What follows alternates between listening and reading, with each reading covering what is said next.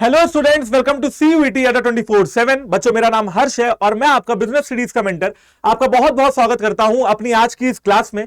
आज से शुरू होने वाली है वन शॉट सीरीज और ये वन शॉट सीरीज का आज पहला टॉपिक है। इस टॉपिक में हम लोग चैप्टर नंबर 1 जो कि है nature and significance of management वो कवर करने वाले हैं। शॉर्ट में हम लोग उसको मैनेजमेंट भी बोल देते हैं। तो आपको क्या करना है, आपको अपने नोट्स बनाते चलना है एंड इस वन शॉट सीरीज को लेके काफी सीरियस हो जाना है, क्योंकि ये सीरीज आपको बहुत ज्यादा हेल्प करने वाली है अपने एग्जाम्स में। तो फटाफट से अपने नोट्स निकाल लीजिए एंड कुछ कुछ जो चीजें आपको इंपॉर्टेंट लगे उनको नोट करना शुरू कर दीजिए, क्योंकि business studies is all about reading and preparing notes. क्योंकि एग्जाम से 2-3 दिन पहले आप कभी भी अपनी किताबों को प्रेफर नहीं करोगे, आप अपने हाथ से लिखे हुए नोट्स को प्रेफर करोगे। तो चलिए बच्चों, शुरू करते हैं आज की इस क्लास। और आज की इस क्लास में सबसे पहले जानते हैं कि मैनेजमेंट क्या होता है। ठीक है, अब यार मैनेजमेंट एक ऐसा वर्ड है ना जो आपने कई बार सुना होगा कि यार कोई दोस्त आपसे कह रहा होगा ये तू मैनेज कर लेगा ना, या पापा आपसे कह रहे होंगे बेटा पढ़ाई मैनेज कर लेगा ना, या आपकी मम्मी आपसे कह रही होंगी बेटा इतना सामान लाने की लिस्ट दे दी है मैंने, मैनेज कर लेगा ना। आपसे ये सवाल पूछे जाते होंगे कि भाई मैनेज कर लेगा ना, या मैनेजमेंट से रिलेटेड, या कि यार कुछ लोग कहते हैं मेरा मैनेजमेंट बहुत अच्छा है चीजों को लेके, मैं घर में बड़े मैनेजमेंट से रहता हूं, मैं ऑफिस में बड़े मैनेजमेंट से रहता हूं। मैनेजमेंट से रहने का क्या मतलब है, हर चीज मैनेज करके चलता हूं। जो हमारा क्लास 12th का और CUET का जो सिलेबस है उसमें ये पहला टॉपिक है nature and significance of management. इसमें आपको यह बताया जाता है कि किसी भी ऑर्गेनाइजेशन के लिए मैनेजमेंट कितना ज्यादा जरूरी है, मैनेजमेंट क्या इंपॉर्टेंट रोल प्ले करता है किसी भी ऑर्गेनाइजेशन की सक्सेस में, और ऑब्जेक्टिव्स को अचीव करने के लिए मैनेजमेंट कितना ज्यादा जरूरी है। इसमें सबसे पहली बात तो यह है कि यार अगर मैं इस पूरे मैनेजमेंट के टर्म को ना, अगर मैं इसको टुकड़ों में बांटता हूं तो सबसे पहले तो मैं क्या करूंगा, मैनेज को बांटूंगा, मतलब यहां तक। तो सबसे पहली जो बात यहां पे सीखने को मिलती है वो है मैनेज, यानी कि मैनेज करना। तो मैनेज तो करना है, मैनेज करना क्या होता है वो आपको धीरे धीरे इस क्लास के एंड तक पता लग जाएगा। तो इस क्लास को एंड तक देखिएगा, ठीक है। पहली चीज, अब इसमें आ रहा है भैया मैन। क्या आ रहा है, मैन। मैन मतलब आप जानते हो, मैन मतलब लोग, ठीक है। तो एक तो हो गया भैया आपका मैनेज, और फिर हो गया आपका मैन। तो मैनेज हो गया और मैन हो गया। मतलब मैनेज करना किसको है, मैन को मैनेज करना है, लोगों को मैनेज करना है, इंसानों को मैनेज करना है। उसके बाद सर और किसी को मैनेज करते हैं वो तो नहीं पता, लेकिन यहां पे टी बच रहा है सर, तो टी का मतलब बताइए।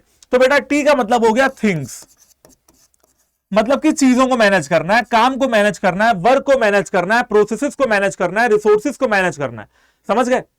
तो भाई हमको यहां किसी भी ऑर्गेनाइजेशन में एक मैनेजर को मैनेज करना पड़ता है, लोगों को और थिंग्स को। थिंग्स में आप सारी चीजों को ले आओ, रिसोर्सेज को ले आओ, प्रोसेसेस को ले आओ, प्रोडक्शन को ले आओ, परचेज को ले आओ, किसी भी चीज को ले आओ। तो कुल मिलाके मैनेज करने का मतलब यह है कि आप ऐसा कुछ करें अपनी एक्टिविटीज को लेके कि आपके ऑर्गेनाइजेशनल ऑब्जेक्टिव जो है, ऑर्गेनाइजेशनल ऑब्जेक्टिव बोले तो ऑर्गेनाइजेशन हमारी अचीव क्या करना चाहती है, उसका मेन टारगेट क्या है, तो वो टारगेट अचीव हो जाए, उसकी बात हो रही है। चलो यार, तो शुरू करते हैं क्लास को बिना देर किए। यहां पे आपको अगली स्लाइड जो दिख रही होगी, मैनेजमेंट क्या होता है पहले यहां देखते हैं। Harmonising them in order to achieve desired goals and objective. कहा जा रहा है कि इन सारी चीजों को एक साथ लेके चलना, ताकि क्या हो जाए भैया, जो डिजायर्ड गोल्स है मेरे और जो मेरे ऑब्जेक्टिव है ऑर्गेनाइजेशन के वो अचीव हो जाए। अब इन सारी चीजों के बारे में समझते हैं। सबसे पहली चीज आती है मार्केट। कोई भी बिजनेस ऑर्गेनाइजेशन, कोई भी कंपनी एक मार्केट में स्टैंड आउट करती है, एक मार्केट में रहती है, और मार्केट का एनवायरनमेंट जो है वो उस पर बहुत ज्यादा फर्क डालता है। आपने बिजनेस एनवायरनमेंट चैप्टर के बारे में सुना होगा या इंडेक्स में पढ़ा होगा। बिजनेस एनवायरनमेंट में आपको अलग अलग ऐसे फैक्टर्स बताए जाएंगे जो आपकी कंपनी के ऊपर इफेक्ट डालते हैं। वो इफेक्ट पॉजिटिव भी होते हैं और निगेटिव भी होते हैं, ठीक है। अब मार्केट में देखना है, जैसे कि एक एग्जाम्पल के तौर पर भाई मान लीजिए कि आप जो है शर्ट बनाने वाली कंपनी है आपकी, आप शर्ट बनाते हो, टेक्सटाइल बनाते हो, और मान लो बेटा बटन की रॉ मटेरियल की सप्लाई नहीं हो रही है, मतलब मार्केट में कुछ उथल पुथल चल रही है, या जैसे आप शर्ट बनाते थे वैसे ही आपका कोई फास्ट फैशन ब्रांड है, ऐसा ही कोई और फास्ट फैशन ब्रांड मार्केट में एंटर कर गया। अब मार्केट की चीजों को मैनेज करना, इसके अलावा मैन एंड वुमेन यानी कि लोगों को, इंसानों को मैनेज करना जो आपके यहां काम कर रहे हैं, एम्प्लॉइज हैं जो आपके यहां। फिर मशीन्स को मैनेज करना, भाई मशीन चाहिए होगी आपको, है ना, मतलब फिजिकल रिसोर्सेज चाहिए होंगे, जैसे कि भाई लैंड, बिल्डिंग, प्लांट, मशीनरी, ये सारी चीजों को मैनेज करना। मटेरियल्स यानी कि रॉ मटेरियल, सामान, भाई शर्ट बनाने के लिए कॉटन लगेगी, कलर लगेगा, फिर दर्जी लगेगा जो सिलेगा, ठीक है। इसके बाद आपको बटन लगेंगे, ठीक है। तो वो सारी चीजें आपके पास होनी चाहिए। इन सारी चीजों को लाने के लिए एक बहुत ही इंपॉर्टेंट चीज की जरूरत पड़ेगी, वो है पैसा, ठीक है। क्यों पैसा पैसा करती है, तो वो वाली बात हो गई कि भैया यहां पे पैसे की बात हो रही है। तो मैनेजमेंट में पैसा भी बहुत ज्यादा इंपॉर्टेंट है, पैसा होगा तब तो ये सब मैनेज करोगे ना भाई, पैसा ही नहीं होगा तो क्या है मैनेजमेंट। और उसके बाद आता है मेथड्स, मतलब कि प्रोडक्शन करने का या किसी भी काम को करने का अलग अलग तरीके के मेथड्स होते हैं। यहां पे इस मेथड की बात हो रही है कि भाई हर काम को करने का एक बेस्ट मेथड भी होता है जो आपको ढूंढना है, ठीक है। तो आपको ये सारी चीजें मैनेज करनी पड़ेंगी, और अब ये डेफिनेशन दोबारा पढ़ते हैं। ये सारी चीजें मैनेज करनी पड़ेंगी ताकि आप इनके अंदर यूनिटी ला पाए, इन सारी चीजों को एक साथ मैनेज कर पाए, ताकि क्या हो जाए, डिजायर्ड गोल्स या ऑब्जेक्टिव अचीव हो जाएं, ऑर्गेनाइजेशन के डिजायर्ड गोल्स और ऑब्जेक्टिव्स अचीव हो जाएं। अब डिजायर्ड गोल मतलब जो भी हमारा ऑर्गेनाइजेशन का जो मालिक है, जो मैनेजर है, जो कंपनी है, जो भी टॉप लेवल मैनेजमेंट में है, जो वो लोग चाहते हैं वो अचीव हो जाए, ठीक है। अब सर ये टॉप लेवल मैनेजमेंट क्या होता है जिसका आपने नाम लिया था, तो बेटा top level management, middle level management, lower level management, आपको सारे तरीके के मैनेजमेंट पढ़ाऊंगा। वीडियो में सारी चीजें हैं, इस क्लास में सारी चीजें आएंगी। तो आपको क्या करना है, आपको लास्ट तक टिके रहना है, बस अपना विकेट नहीं गिरने देना है, पूरी वीडियो को आराम से देखना है। अच्छा जी, अब यार मैनेजमेंट जो है थोड़ा डेफिनेशन से समझ लेते हैं, मेरी बातों से तो आप समझ गए होंगे, थोड़ा जो है डेफिनेशन से समझते हैं। सबसे पहले तो मैनेजमेंट में आप प्लान बनाते हो और ऑर्गेनाइज करते हो रिसोर्सेज को, ठीक है, ताकि आपका जो बिजनेस है वो ऑब्जेक्टिव्स को अचीव कर पाए। ऑब्जेक्टिव कौन लाता है, आप अपने बिजनेस के लिए खुद ऑब्जेक्टिव लाते हो, कोई और नहीं लाके देता, आप अपने बिजनेस के लिए खुद जिम्मेदार हो, अपने बिजनेस के लिए ऑब्जेक्टिव बनाने के लिए और उनको अचीव करने के लिए। तो management is nothing but a process of planning and organising the resources and activities. आपको क्या प्लान करना है, आपको प्लान करना है, ऑर्गेनाइज करना है किसको, रिसोर्सेज को और एक्टिविटीज को। माने कि भाई जो चीजें आपकी जरूरत लगेंगी प्रोडक्शन में, जिन चीजों की जरूरत है, वो रिसोर्सेज कहां से आएंगे, कैसे आएंगे, उनको ऑर्गेनाइज करना, और क्या क्या एक्टिविटीज करनी है उनको प्लान करना, ऑर्गेनाइज करना।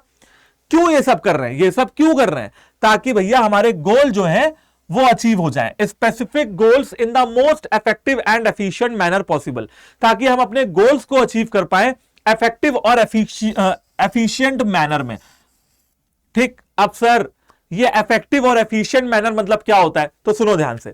इफेक्टिव वो मैनेजर होता है, इफेक्टिव वो मैनेजर होता है जो अपने काम को समय से खत्म करता है, और एफिशिएंट वो मैनेजर होता है जो समय से तो खत्म करे ना करे लेकिन पैसा जरूर बचाता है, मतलब ज्यादा खर्चा नहीं करता। तो अब दोबारा से इस डेफिनेशन को पढ़ते हैं, जब मैंने आपको सारे कंसेप्ट पढ़ा दिए, दोबारा पढ़ते हैं। मैनेजमेंट क्या है, मैनेजमेंट एक प्रोसेस है। प्रोसेस में क्या करते हैं सर, प्लानिंग करते हैं, ऑर्गेनाइजिंग करते हैं, किसके लिए करते हैं, रिसोर्सेज के लिए करते हैं और एक्टिविटीज के लिए करते हैं। क्यों करते हैं, ताकि हमारे गोल्स अचीव हो पाए, और कैसे करते हैं, इफेक्टिव और एफिशिएंट मैनर में। अब आप लोग पूरी कहानी समझ गए होंगे, इस डेफिनेशन से ही मतलब 100% श्योर हूं कि भाई आप समझ गए होंगे। क्यों, कहां, कैसे, कौन करेगा, इन सारे सवालों का जवाब आपको एक डेफिनेशन में मिलता है। Management is an art of getting things done through others and with the people in the formally organised group. ऐसा कहा हैरल्ड कुंट्ज ने। हैरल्ड कुंट्ज एक जाने माने जो है मैनेजमेंट की फील्ड के एक नाम है। अब हैरल्ड कुंट्ज ने अपनी डेफिनेशन दी तो मैंने वो डेफिनेशन यहां पे जोड़ी हुई है। मैनेजमेंट क्या है, management is an art of getting things done through, art of getting things done through, मतलब कि एक कला है। मैनेजमेंट क्या है, अब हैरल्ड कुंट्ज ने इसको थोड़ा कलाकार वाली बात कह दी कि मैनेजमेंट क्या है, प्रबंधन। अच्छा, मैनेजमेंट को हिंदी में कहते हैं प्रबंधन। प्रबंधन क्या है, प्रबंधन में नाम से आ रहा है ना, प्रबंध करना, ठीक है, हम करते हैं प्रबंध, आप कुछ चिंता मत करिए, ठीक है ना। तो प्रबंधन में क्या आता है, प्रबंधन एक कला है, एक आर्ट है। काहे की आर्ट है, of getting things done through, कि भाई आपको काम निकलवाना है लोगों से। ये एक कला है कि आपको लोगों से काम निकलवाना है। अच्छा, कौन है वो लोग जिनसे आपको काम निकलवाना है, आपके अपने एम्प्लॉइज। एक मैनेजर बच्चों सारा काम अकेले तो कर नहीं लेगा, वो लोगों को मैनेज भी कर ले, रिसोर्सेज को भी ले आए, एक्टिविटीज भी जो है कर दे, ऐसा तो हो नहीं पाएगा। उसको कुछ लोगों की जरूरत पड़ेगी काम को करने के लिए, दैट इज देयर एम्प्लॉइज। तो उसको काम निकलवाने की कला आनी चाहिए एम्प्लॉइज के द्वारा, and with the people in the formally organised group. और वो लोग कौन है, वो हमारी कंपनी में ही अलग अलग ग्रुप्स में डिवाइडेड है, अलग अलग डिपार्टमेंट में डिवाइडेड है। आप देख रहे होंगे कि मैं आपको एक डेफिनेशन में एक एक वर्ड का मतलब बता रहा हूं। ये इस वजह से बता रहा हूं क्योंकि जो मैनेजमेंट का जो चैप्टर है ना, ये कुछ बेसिक टर्म्स आपके लिए लेके आता है, और बिजनेस स्टडीज में ये टर्म्स बहुत काम आते हैं ऑल ओवर द सिलेबस, ठीक है। रिपीट करता हूं, हैरल्ड कुंट्ज ने कहा कि मैनेजमेंट एक कला है, एक आर्ट है काम निकलवाने की। किससे काम निकलवाना है, जो लोग हैं, और लोग कहां पे हैं, ऑर्गेनाइज ग्रुप्स में, यानी कि अलग अलग डिपार्टमेंट में, अलग अलग डिवीजन में, अलग अलग सेक्शंस में, ठीक।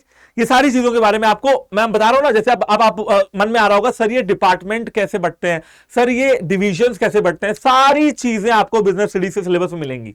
अगर हिंट देता हूं तो कहां मिलेगी, जैसे डिवीजन के बारे में पढ़ना है, डिपार्टमेंट के बारे में पढ़ना है, तो ऑर्गेनाइजिंग वाले वन शॉट में मिलेगी आपको। तो सारी चीजें मिलने वाली हैं, ठीक है ना। ये धीरे धीरे चीजें आपको क्लियर होंगी। बिजनेस स्टडीज में हर चैप्टर उतना ही इंपॉर्टेंट है जितना उससे पहले वाला या उसके पीछे वाला इंपॉर्टेंट है, समझ रहे हो। तो ये तो हो गया हैरोल्ड कुंट्ज की अपनी कहानी। अब चलिए सुनते हैं एफडब्ल्यू टेलर की कहानी, एफडब्ल्यू टेलर की जुबानी। उन्होंने कहा मैनेजमेंट की अब मैं डेफिनेशन दूंगा, तुम्हारा भाई डेफिनेशन देगा, और कुछ डेफिनेशन दे दी, पढ़ के देखते हैं। उन्होंने भी कहा भैया मैनेजमेंट एक आर्ट है। आपको कॉपी लग रही होगी बट कॉपी नहीं है, आगे सुनिए। मैनेजमेंट एक आर्ट है, एक कला है, इन्होंने कला कहा मैनेजमेंट को, of knowing what you want to do. सबसे पहले तो कला यह है कि यह पता लग जाए कि करना क्या है, what you want to do. Management क्या है, मैनेजमेंट यह है कि सबसे पहले यह पता लग जाए कि मैनेजर चाहता क्या है, what you want to do, करना क्या चाहते हो। देन सीइंग, और फिर देखना कि वो तुम्हारे लिए काम करे बेस्ट और चीपेस्ट वे में। वो कौन, लिखा हुआ है ना, that they do it in the best and the cheapest way. तो भैया ये दे कौन है, ये दे हैं आपके एम्प्लॉइज। ये दे कौन है, ये दे हैं आपके एम्प्लॉइज। रिपीट करता हूं, एफडब्ल्यू टेलर ने कहा कि मैनेजमेंट एक आर्ट है, what you want to do and then seeing that they do it in the best and the cheapest way, कि वो आपके लिए काम करे, जो आप चाहते हो वो उस ऑब्जेक्टिव को अचीव करे आपके लिए in the best and the cheapest way। और दे कौन है यहां पे दे हैं एम्प्लॉइज। जैसा कि आप इन फोटोज में भी देख रहे होगे कि एक इंसान सब कुछ मैनेज करने की कोशिश कर रहा है। आई होप कि बच्चों आपको ये पूरी कहानी समझ में आ गई होगी मैनेजमेंट की। और आप आगे बढ़ते हैं, जैसा कि मैंने आपको बताया कि आपको अपने गोल्स को अचीव करना है in the most effective and in the most efficient manner possible. थोड़ा बहुत मैं आपको यहां पे बताता हूं, फिर आपको स्लाइड की तरफ ले चलूंगा। सबसे पहले बेटा एक चीज समझिएगा यहां पे कि एफिशिएंसी और इफेक्टिवनेस में डिफरेंस क्या है। देखो, इफेक्टिवनेस पे सारा फोकस है टाइम पे। किस पे है, सारा फोकस टाइम पे है, ठीक है। सारा फोकस किस पे, सारा फोकस यहां पे टाइम पे।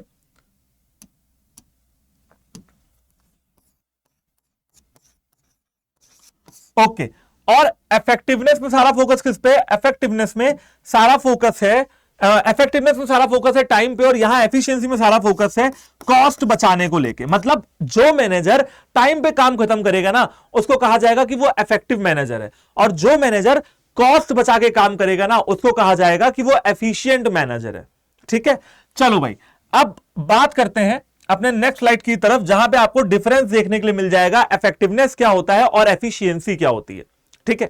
देखो यार, पढ़ो यहां पे क्या लिखा हुआ है, it refers to complete the job on time. इसका मतलब क्या है कि अपनी जॉब को खत्म करना, वो भी सही समय पे, दैट इज इफेक्टिवनेस। ओके, अब यहां तक छोड़ते हैं और आगे पढ़ते हैं। It refers to complete the job in the cost effective manner. यहां पे मेन चीज क्या निकल के आ रही है, कॉस्ट। यहां पे आपको टाइम पे काम खत्म करना है और यहां पे काम खत्म करना है कॉस्ट बचाते हुए। काम दोनों में खत्म करना है, जॉब को दोनों में परफॉर्म करना है, लेकिन यहां पे टाइम बचाना है और वहां पे कॉस्ट बचानी है। No matter whatever is the cost, कोई फर्क नहीं पड़ता है कॉस्ट कितनी खर्च हो रही है, टाइम पे काम को पूरा करो, दैट्स इट। ये होता है इफेक्टिवनेस।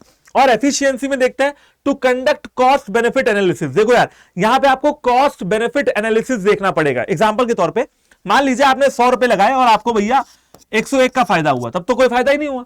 1 रुपए का काहे का फायदा। आपने 100 रुपए लगाए और आपको 200 का फायदा हुआ, तो भैया अच्छी बात है, लगभग 100 गुना का फायदा हो गया। भाई 100 लगाए 200 निकले, मतलब एक्स्ट्रा 100 रुपए मिल गए, बहुत अच्छी बात है, दुगना फायदा हुआ, ठीक है। तो ये अच्छा या ये अच्छा, आप कहोगे सर ये अच्छा। यही है कॉस्ट बेनिफिट। कॉस्ट मतलब कितना लगाया, बेनिफिट मतलब कितना मिला। यहां पे देखते हैं, objective is to achieve the end result on time. इनको पैसे वैसे से कोई मतलब नहीं है, इनको मतलब है कि एंड रिजल्ट जो है समय से अचीव हो जाए भैया, बस। यहां पे मेन कंसीडरेशन क्या है, कॉस्ट है, जबकि यहां पे मेन कंसीडरेशन समय है। समय पे काम होना चाहिए, फर्क नहीं पड़ता है पैसा जितना जा रहा हो, लेकिन यहां पे कॉस्ट बचाओ, बस खर्चा बचाओ। जैसे कि अगर आपकी पढ़ाई का एग्जांपल लेते हैं, तो बच्चों आपकी पढ़ाई में आपको इफेक्टिव बनना है ना। एक बार को अगर एफिशिएंट नहीं भी रहे ना तो कोई बात नहीं, पूछो क्यों। क्योंकि बेटा समय ऐसी चीज है, अगर हाथ से निकल गया ना, वक्त ऐसा चीज है कि हाथ से निकल गया तो फिर एक कहावत भी है कि क्या होत पछतात जब चिड़िया चुग गई खेत। आपके पेपर आ जाएंगे और पढ़ाई नहीं की होगी तो पैसे से भी आप कुछ कर नहीं पाओगे, डिग्री खरीद नहीं पाओगे, पेपर आप में अच्छे नंबर नहीं ला पाओगे, चाहे आपके पास जितना ही पैसा हो। तो यहां पे आपको खर्चा नहीं देखना है, यहां पे आपको इफेक्टिवनेस देखनी है, आपको अपना समय देखना है कि ये जो मेरा साल है, ये जो मेरा समय है, ये मेरे लिए इंपॉर्टेंट है। पैसा अगर थोड़ा बहुत खर्च हो भी जाए तो कोई बात नहीं, मुझे लग रहा हो कि मुझे किसी किताब को लेना चाहिए तो ले डाल भाई, ठीक है, ये मौका फिर कभी नहीं आएगा। तो ऐसी बात है, अगर आप पैसा देखते हो तो आप एफिशिएंट कहलाते हो, और अगर आप टाइम देखते हो तो आप इफेक्टिव कहलाते हो। आई होप कि बच्चों आपको ये पूरा का पूरा डिफरेंस प्रॉपर तरीके से समझ में आ गया होगा। और अब बात करने वाले हैं मैनेजमेंट के कैरेक्टरिस्टिक्स की। देखो भाई, मैनेजमेंट के कैरेक्टरिस्टिक, अब कैरेक्टरिस्टिक और फीचर आपने कई बार 11th में भी पढ़े होंगे, जैसे प्राइवेट कंपनी के फीचर, पब्लिक कंपनी के फीचर, ये सारी चीजें आपने पढ़ी होंगी, 1% कंपनी के फीचर, ये सारी चीजें आपने पढ़ी होंगी, ठीक है। कैरेक्टरिस्टिक्स का मतलब क्या होता है या फीचर्स का मतलब क्या होता है, ठीक है। जैसे मैं कहूं कि भाई इंसान के भी अपने फीचर्स होते हैं, कोई गुड लुकिंग होता है, कोई फेयर कॉम्प्लेक्शन का होता है, कोई डार्क कॉम्प्लेक्शन का होता है, तो वो उनके अपने फीचर्स हैं। किसी की पर्सनालिटी बहुत अच्छी होती है, किसी का हाइट बहुत अच्छा होता है, किसी की हाइट शॉर्ट होता है, कोई फैटी होता है, कोई स्लिम होता है। फीचर्स मतलब होती हैं खूबियां या फिर खासियतें, ठीक है। विशेष बातें क्या है उसमें, विशेष क्या है, फीचर्स माने विशेष क्या है उसमें। जैसे कोई लंबा है तो उसकी विशेषता क्या है कि वो लंबा है, ये होते हैं फीचर्स। और अगर बच्चों में आपको इंपॉर्टेंस बताऊं, जैसे कुछ बच्चे कहते हैं कि सर मुझे फीचर्स और इंपॉर्टेंस एक जैसे लगते हैं, नहीं लगने चाहिए। फीचर्स मतलब है कि तुम में विशेष क्या है, और बेटा इंपॉर्टेंस का मतलब होता है फायदे, इंपॉर्टेंस कि हम अगर ऐसा ऐसा करेंगे, मैनेजमेंट अब आएगा, एक टॉपिक आएगा इंपॉर्टेंस ऑफ मैनेजमेंट, मतलब मैनेजमेंट करेंगे तो क्या फायदे होंगे, और लिमिटेशंस का मतलब अगर मैनेजमेंट नहीं करेंगे तो क्या नुकसान होंगे। तीनों में बहुत ज्यादा फर्क है। बात करते हैं कैरेक्टरिस्टिक्स ऑफ मैनेजमेंट की। सबसे पहला आता है मैनेजमेंट इज गोल ओरिएंटेड। भैया देखो, 100 की सीधी बात ये निकल के आती है कि मैनेजमेंट करते क्यों है, हम मैनेजमेंट करते क्यों हैं। अगर हम पढ़ाई कर रहे हैं और अपनी पढ़ाई को मैनेज करके चल रहे हैं, डेली टाइम टेबल से पढ़ रहे हैं और शेड्यूल बना रखा है हमने और प्रॉपर तरीके से पढ़ाई कर रहे हैं, क्यों कर रहे हैं ऐसा? क्योंकि मैनेजमेंट का एक ही काम है, गोल को अचीव करना, गोल ओरिएंटेड। हमें अपना ऑब्जेक्टिव अचीव करना है, that's it. The primary purpose is to meet the defined objective. हमारा प्राइमरी पर्पस क्या है कि हम अपने ऑब्जेक्टिव्स को अचीव कर पाए। It ensures the task assigned are completed on time. Management का काम है ये देखना कि जो टास्क हमको असाइन किए गए थे, जो मिले थे, वो टाइम पे कंप्लीट हुए हैं या नहीं हुए, और किसी को भी एकदम ऐन वक्त पे आके अपने काम को खत्म करने की नौबत ना आए, सब लोग अपने समय पे अपने काम को खत्म करें। Management is always necessary when it comes to meeting goals for any type of organisation. चाहे किसी भी टाइप की ऑर्गेनाइजेशन हो, चाहे किसी भी साइज की ऑर्गेनाइजेशन हो, मैनेजमेंट इज ऑलवेज नेसेसरी। तो समझ गए, मैनेजमेंट का काम है बच्चों गोल को अचीव करना। गोल नहीं तो मैनेजमेंट नहीं, गोल है तो मैनेजमेंट करना पड़ेगा। बड़ी सिंपल सी बात है, management is all pervasive. Management universal है। क्या है बेटा? यूनिवर्सल। एक कहावत है मैनेजमेंट की भाषा में, कहते हैं कि anything minus management is nothing और जीरो। मैनेजमेंट से अगर किसी चीज से अगर मैनेजमेंट को हटा दो ना, तो मैनेजमेंट कुछ रह ही नहीं जाता है। अगर किसी चीज से मैनेजमेंट को हटा दो तो मतलब उस चीज में कुछ रहता ही नहीं। Anything minus management is nothing और जीरो, जीरो। उस चीज से अगर मैनेजमेंट को हटा दोगे तो जीरो आंसर आएगा। मतलब मैनेजमेंट हर जगह लगेगा, हर जगह। आप दुनिया में कहीं भी देख लीजिए, आप अपने स्कूल में देखिए मैनेजमेंट है, आर्मी में मैनेजमेंट है, पुलिस में मैनेजमेंट है। बेटा पुलिस में भी हर रैंक के हिसाब से इंस्पेक्टर्स बटे हुए हैं, ठीक है। आर्मी में भी हर रैंक के हिसाब से अलग अलग जवान बटे हुए हैं। आपके स्कूल में रैंक के हिसाब से लोग बटे हुए हैं, वो अपना अपना काम कर रहे हैं। प्रिंसिपल पढ़ाने आती है? नहीं, वो पूरे स्कूल को मैनेज कर रही है। वाइस प्रिंसिपल पढ़ाने आती है? नहीं, वो प्रिंसिपल्स के ऑर्डर ले रही है और टीचर से बात कर रही है। टीचर पढ़ाने आती है, वो मैनेज नहीं कर रही।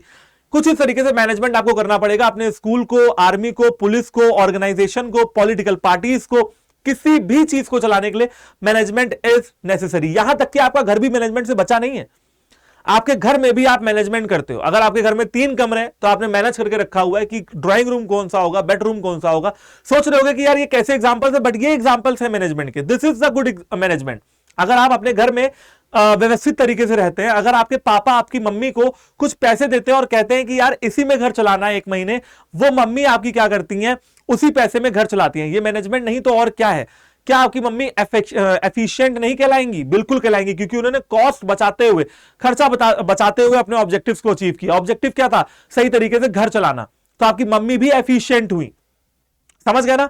तो ये कुछ एग्जांपल्स है। कहा मतलब ये कह सकते हैं कुल मिलाकर कि मैनेजमेंट जो है वो भैया क्या है, वो एक यूनिवर्सल एक्टिविटी है, ठीक। Management is necessary to conduct any type of activity, hence it is pervasive और यूनिवर्सल। और इस वजह से मैनेजमेंट क्या है? परवेसिव है। परवेसिव मतलब सर्वव्यापी, हर जगह आपको मैनेजमेंट देखने के लिए मिलता है।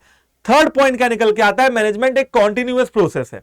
मैनेजमेंट हमेशा चलता रहता है। किसी भी ऑर्गेनाइजेशन में ऑब्जेक्टिव कभी खत्म नहीं होंगे, ऑब्जेक्टिव कभी खत्म नहीं होंगे तो मैनेजमेंट कभी खत्म नहीं होगा। ठीक है, तो भैया मैनेजमेंट क्या है, कॉन्टिन्यूअस एक्टिविटी है। It occurs all the time, function such as planning to monitoring happen simultaneously. Planning से लेकर ऑर्गेनाइजिंग, स्टाफिंग, डायरेक्टिंग, कंट्रोलिंग, जो कि आपके 5 फंक्शंस ऑफ मैनेजमेंट है, लगातार लूप पे चलते रहता है। ठीक है, और management activities continue until the organisation is dissolve. और मैनेजमेंट आपको तब तक करना पड़ेगा जब तक आपकी ऑर्गेनाइजेशन खत्म नहीं हो जाती। Fourth point is management is a group activity. किसी एक मैनेजर के बस की बात नहीं है कि वो सारे ऑर्गेनाइजेशन को एक साथ मैनेज कर ले। आखिर कितने लोगों को मैनेज कर पाएगा, 10, 20, 30, 40, 50, 60, उससे तो नहीं कर पाएगा। फिर उसको लोग चाहिए होंगे अपने नीचे काम करने के लिए, उसको और मैनेजर चाहिए होंगे, उसको और एम्प्लॉय चाहिए होंगे। समझ रहे हो? तो कुछ इस तरीके से आपको ग्रुप एक्टिविटी में मैनेजमेंट करना पड़ेगा। आपको एक ग्रुप की, आपको लोगों की जरूरत पड़ेगी कोऑर्डिनेशन करने के लिए। It is a group activity that relies on coordination among leaders, managers and team members. ये ग्रुप एक्टिविटी है और लीडर्स के बीच में, यहां पे मार्क कर दे रहा हूं, नोट कर सकते हो भाई, लीडर्स के बीच में, मैनेजर्स के बीच में और टीम मेंबर्स के बीच में क्या होना चाहिए, कोऑर्डिनेशन होना चाहिए। क्या होना चाहिए भैया, कोऑर्डिनेशन होना चाहिए।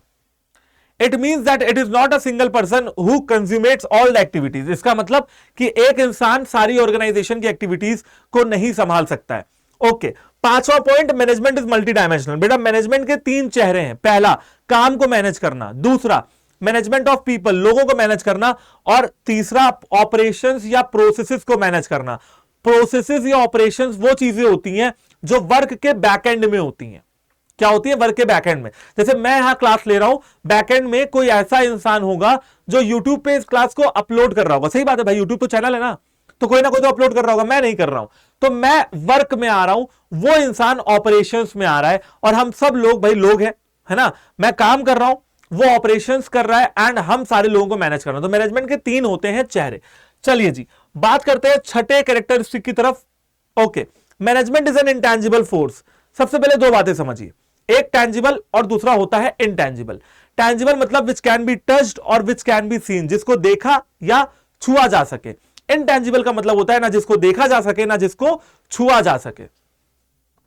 करेक्ट है। और मैनेजमेंट एक इंटैंजिबल फोर्स है। It is intangible that it can not be seen but felt. आप मैनेजमेंट को देख नहीं सकते हैं, छू नहीं सकते हैं, सिर्फ और सिर्फ महसूस कर सकते हैं। It is a thought related process. यहां पे विचारों का आदान प्रदान होता है, विचारों का लेन देन होता है। आप मैनेजमेंट करते हो जब आप लोगों से इंटरेक्ट करते हो, आप मैनेजमेंट करते हो जब आप लोगों से कोऑर्डिनेट करते हो, आप मैनेजमेंट करते हो जब आप उठते बैठते हो, सोशल इंटरेक्शन करते हो। ओके, अच्छा ये कैसे पता लगेगा सर, आपके मन में सवाल आ रहा होगा कि एक ऑर्गेनाइजेशन अच्छे तरीके से मैनेजमेंट करती है या बुरे तरीके से मैनेजमेंट करती है। बड़ी सिंपल सी बात है, रिजल्ट से। रिजल्ट अचीव हुआ तो मैनेजमेंट अच्छा है, खराब हुआ बेकार है। आपके अपने एग्जाम में 90 प्लस स्कोर आ गया, 95 प्लस स्कोर आ गया, या जो आप ऑब्जेक्टिव चाहते थे वो आपने अचीव कर लिया, तो इसका मतलब मैनेजमेंट आपका अच्छा था, प्लानिंग अच्छी थी, शेड्यूल अच्छा बनाया आपने, तैयारी अच्छे से की। लेकिन अगर अपने टारगेट नहीं अचीव होंगे तो इसका मतलब मैनेजमेंट बेकार चला गया, शेड्यूल बेकार चला गया, रिसोर्सेज बेकार चले गए। The result of a good और bad management that can be seen through results. Result के माध्यम से ही आप गुड और बैड मैनेजमेंट को देख सकते हो। Okay, when objectives are met by employees it shows the management of an organization is efficient। जब employees objectives को अचीव कर लेते हैं पता लगता है कि मैनेजमेंट अच्छा था। ओके, बात करते हैं भाई 7वें पॉइंट की, that is management is a dynamic function. देखो यार, डायनेमिक एक वर्ड है जो शायद आपने नहीं सुना होगा। डायनेमिक का मतलब होता है जो बदलता रहे। डायनेमिक का अपोजिट होता है स्टैटिक। बच्चों, स्टैटिक का मतलब होता है जो ठहरा रहे। मैं ठहरा रहा, जमीन चलने लगी, तो ठहरा रहे। और डायनेमिक का मतलब होता है जो बदलता रहे। तो समझ रहे हो ना डिफरेंस, समझ रहे हो? ठहराव और बदलाव में क्या फर्क है? जो बदलता रहे वो होता है डायनेमिक, और जो ठहरा रहे वो होता है स्टैटिक। ठीक, तो मैनेजमेंट क्या है? मैनेजमेंट स्टैटिक नहीं है, मैनेजमेंट डायनेमिक है। मैनेजमेंट हमेशा बदलता रहेगा। क्यों सर, ऐसा क्यों होगा, मैनेजमेंट हमेशा बदलता रहेगा? और सर कौन सा मैनेजमेंट की बात कर रहे हो, लोग बदलते रहेंगे? नहीं, दोनों सवाल का जवाब देता हूं। पहली बात तो लोगों की बात नहीं कर रहा हूं। मैनेजमेंट एक बताया ना, मैनेजमेंट किसी इंसान का नाम नहीं है। मैनेजर एक इंसान का नाम है, मैनेजमेंट तो हर कोई कर रहा है। मैनेजमेंट एक प्रोसेस है, एक जर्नी है, एक सफर है मंजिल को पाने की। ठीक है, आप यहां पे एक तो बात ये हो रही है कि भैया मैनेजमेंट जो है वो कॉन्टिन्यूअस प्रोसेस है, मैनेजमेंट जो है वो एक प्रोसेस है। ये बात समझ में आ गई। अब सर कैसे चेंज हो रहा है, कैसे का सवाल ये देता हूं कि बेटा देखो हमारा जो इन्वायरमेंट है, जो हमारा वातावरण है, आप ये बताओ सुबह कई बार आपने देखा होगा सुबह धूप निकली है, शाम को बारिश हो रही है। सीजन भाई वो टेम्परेचर बदल रहा है, बारिश में ठंड आई थी हल्की सी, अच्छा लग रहा था, धूप में गर्मी हो रही थी, और मौसम भी बदल रहे हैं, गर्मी के बाद सर्दी का मौसम, सर्दी के बाद फिर से आपकी गर्मी, मानसून, पतझड़, सावन, ये सब लग रहा है। तो ये क्या है, बदलता रहता है। अब हमारा इंसानों का एनवायरनमेंट का एग्जांपल दिया, बेटा ऐसे ही बिजनेस का भी अपना एक एनवायरनमेंट होता है। Social factors, technological factors, environmental factors, legal factors, ये सारे फैक्टर्स होते हैं और ये हमेशा बदलते रहते हैं। Keeps on changing, keeps on changing, keeps on changing. और इन बदलते हुए फैक्टर से डील करने के लिए आपको मैनेजमेंट को भी बदलना पड़ेगा। समझ गए? मैनेजमेंट को भी आपको क्या करना पड़ेगा, बदलना पड़ेगा। It has to be a dynamic function because external factors such as social, political, environmental, legal and technological keep changing। क्योंकि environment बदल रहा है तो हमें अपने मैनेजमेंट को भी बदलना पड़ सकता है। तो ये हो गई बेटा 7 कैरेक्टरिस्टिक्स हमारे मैनेजमेंट की, सब अप करके यहां पे लिखी हुई है। यूनिवर्सल यानी कि परवेसिव है, मैनेजमेंट इज ऑल परवेसिव, वो यूनिवर्सल में लिखा हुआ है। गोल ओरिएंटेड यानी कि गोल को अचीव करने की बात करता है, कॉन्टिन्यूअसली चलता रहता है। मल्टी डायमेंशनल बोले तो वर्क, पीपल और ऑपरेशन की बात करता है। ग्रुप एक्टिविटी है, एक इंसान के बस की बात नहीं है, सबको, लीडर्स को, मैनेजर्स को, सबको साथ में कोऑर्डिनेशन करना पड़ेगा। डायनेमिक है, हमेशा बदलता रहता है। और 7वां पॉइंट है इनटेंजिबल है, आप इसको देख नहीं सकते, आप सिर्फ इसको महसूस कर सकते हैं। दूसरी बात ये कि भैया अच्छे और बुरे मैनेजमेंट की पहचान कैसे होगी, रिजल्ट अचीव हुए तो अच्छा मैनेजमेंट, रिजल्ट अचीव नहीं हुए तो खराब। ठीक है, बड़ा आसान। Okay, and we have arrived to our next destination, that is importance of management. Management की फायदे क्या है, इंपॉर्टेंस क्या है, अगर मैनेजमेंट करेंगे तो क्या फायदे होंगे, ये हमको इंपॉर्टेंस से पता चलेगा। सबसे पहला फायदा तो ये होगा कि अगर आप मैनेजमेंट करोगे तो आपके गोल अचीव होंगे, यानी कि अचीविंग गोल। तो भैया सबसे पहला फायदा है कि आपके गोल अचीव हो जाएंगे। एक मैनेजर का रोल होता है कि वो सबको गाइडेंस दे और सबको डायरेक्शन प्रोवाइड करे ताकि ऑर्गेनाइजेशन के गोल अचीव हो जाए। Second point, increasing the efficiency. Management help करता है कि लोग अपनी एफिशिएंसी को बढ़ा सकें, जिससे कि क्या होगा, पूरे ऑर्गेनाइजेशन की एफिशिएंसी बढ़ेगी। तो मैं वही लिखा हुआ है कि increasing the efficiency of the business. Business मतलब कितने भी लोग हो बिजनेस में, एक व्यापार में जितने भी लोग हैं सबकी एफिशिएंसी को बढ़ाया जाए। ठीक है, कैसे बढ़ाएंगे भाई, प्रोडक्टिविटी इंक्रीज करेंगे। ओके, ठीक, प्लानिंग एफिशिएंट तरीके से करेंगे, मतलब प्लानिंग में देखेंगे कि हाँ भैया कॉस्ट फॉस्ट बच रही है कि नहीं बच रही है। ऑर्गेनाइजिंग, कंट्रोलिंग करेंगे, डायरेक्टिंग करेंगे, ये सारी चीजें हम करेंगे। क्यों करेंगे, ताकि हमारी एफिशिएंसी बढ़ सके, हम कम समय में कम पैसे में ज्यादा आउटपुट निकाल सकें। जैसे मैं यहां कह रहा हूं कि आप अगर 1 घंटा मेरी इस क्लास में देते हो तो आपकी एफिशिएंसी बढ़ जाएगी। ऐसा क्यों कह रहा हूं, क्योंकि आपको इस पूरे 1 घंटे में सब कुछ पढ़ाया जा रहा है मैनेजमेंट से रिलेटेड, तो आपकी एफिशिएंसी ऑलरेडी बढ़ जाएगी, आपकी प्रोडक्टिविटी बढ़ जाएगी, आप कम समय में ज्यादा चीजें सीखोगे। ठीक है, बात करते हैं बेटा नेक्स्ट इंपॉर्टेंस की, जो कि है help in creating a dynamic organisation. अगर मैनेजमेंट है तो आपकी ऑर्गेनाइजेशन डायनेमिक हो जाएगी, सिचुएशन के हिसाब से बदलती रहेगी। एंड फायदा तो इसी में ना बेटा, सिचुएशन के हिसाब से हमारी ऑर्गेनाइजेशन बदलती रहे, यही तो फायदेमंद बात है ना। अगर हम एक ही जगह ठहरे रहेंगे तो हम आउटडेटेड हो जाएंगे, हम पीछे रह जाएंगे कंपटीशन में। अगर हमको कंपटीशन को बीट करना है तो हमें अपने आप को अपडेटेड रखना पड़ेगा, हमें डायनेमिक रखना पड़ेगा अपने मैनेजमेंट को। और डायनेमिक कैसे होगा, जब आप ऑर्गेनाइजेशन डायनेमिक कैसे होगा, जब हम मैनेजमेंट अच्छे तरीके से करेंगे। तो management provide the required impetus for an organisation from transition from one phase of development to another. मान लो बेटा आपको एक फेज से सेकेंड फेज में जाना था। जैसे बेटा मैं अगर स्कूल की बात करूं आपके, तो स्कूल में पहले जो टीचर पढ़ाते थे वो ऑफलाइन टीचिंग करते थे, मगर अब वो ऑनलाइन टीचिंग करने लगे। ठीक है, कोविड के टाइम पे, है ना भाई। कोविड के आने से एक चीज ये भी हुई कि डिजिटलाइजेशन का जो है जमाना चल गया। तो कोविड 19 के टाइम की बात की जाए तो टीचर्स ऑफलाइन से ऑनलाइन आ गए। अब बेटा अगर टीचर्स के ऊपर मैनेजमेंट ना होता तो क्या ऐसा पॉसिबल हो पाता? नहीं, मैनेजमेंट ही वो मशीन थी जिसने स्कूल को चलाए रखा। अब मैनेजमेंट का काम है कि भैया एक ट्रांजिशन फेज से दूसरे ट्रांजिशन फेज तक जाने तक आपको क्या करना रहेगा, आपको जो है अलग अलग तरीके से मैनेजमेंट करना पड़ेगा, लोगों को समझाना पड़ेगा। ओके, और adjust to the changing dynamics of the business environment. Business environment के हिसाब से हमें अपने डायनेमिक्स को चेंज करना पड़ेगा। Helps in achieving individual objective. Individual objectives को पूरा करना भी मैनेजमेंट का ही काम होता है, पूरा करवाना। देखो यार, मान लो कि इंडिविजुअल ऑब्जेक्टिव्स का मतलब क्या होता है, पहले तो ये समझ लो। हर ऑर्गेनाइजेशन में जितने भी लोग इंप्लॉय काम कर रहे हैं, कहते हैं कि हाथ की पांचों उंगलियां बराबर नहीं है। किसी का बैकग्राउंड अलग है, तो किसी की एजुकेशनल लेवल अलग है, किसी का एक्सपीरियंस अलग है, तो किसी ने रेफरेंस लगाया हुआ है, या किसी का और भी कोई खराब या अच्छा एक्सपीरियंस है। हर इंसान जो एक ऑर्गेनाइजेशन में काम कर रहा है, उसके अपने ऑब्जेक्टिव्स हो सकते हैं, अलग अलग ऑब्जेक्टिव। हर अलग अलग टाइप के ऑब्जेक्टिव को अचीव करने में मैनेजमेंट हेल्प करता है। और किसी भी इंप्लॉय का सबसे पहला ऑब्जेक्टिव होता है ज्यादा पैसे कमाना। यह बात आप समझ लीजिए भाई। इंप्लॉय माने क्या, कि वो क्या कर रहा है, नौकरी कर रहा है। नौकरी में एक वर्ड छुपा है, नौकर। नौकर, और नौकर का धर्म है कि वो अपने मालिक से पैसा बढ़ाने के लिए बोलता रहे।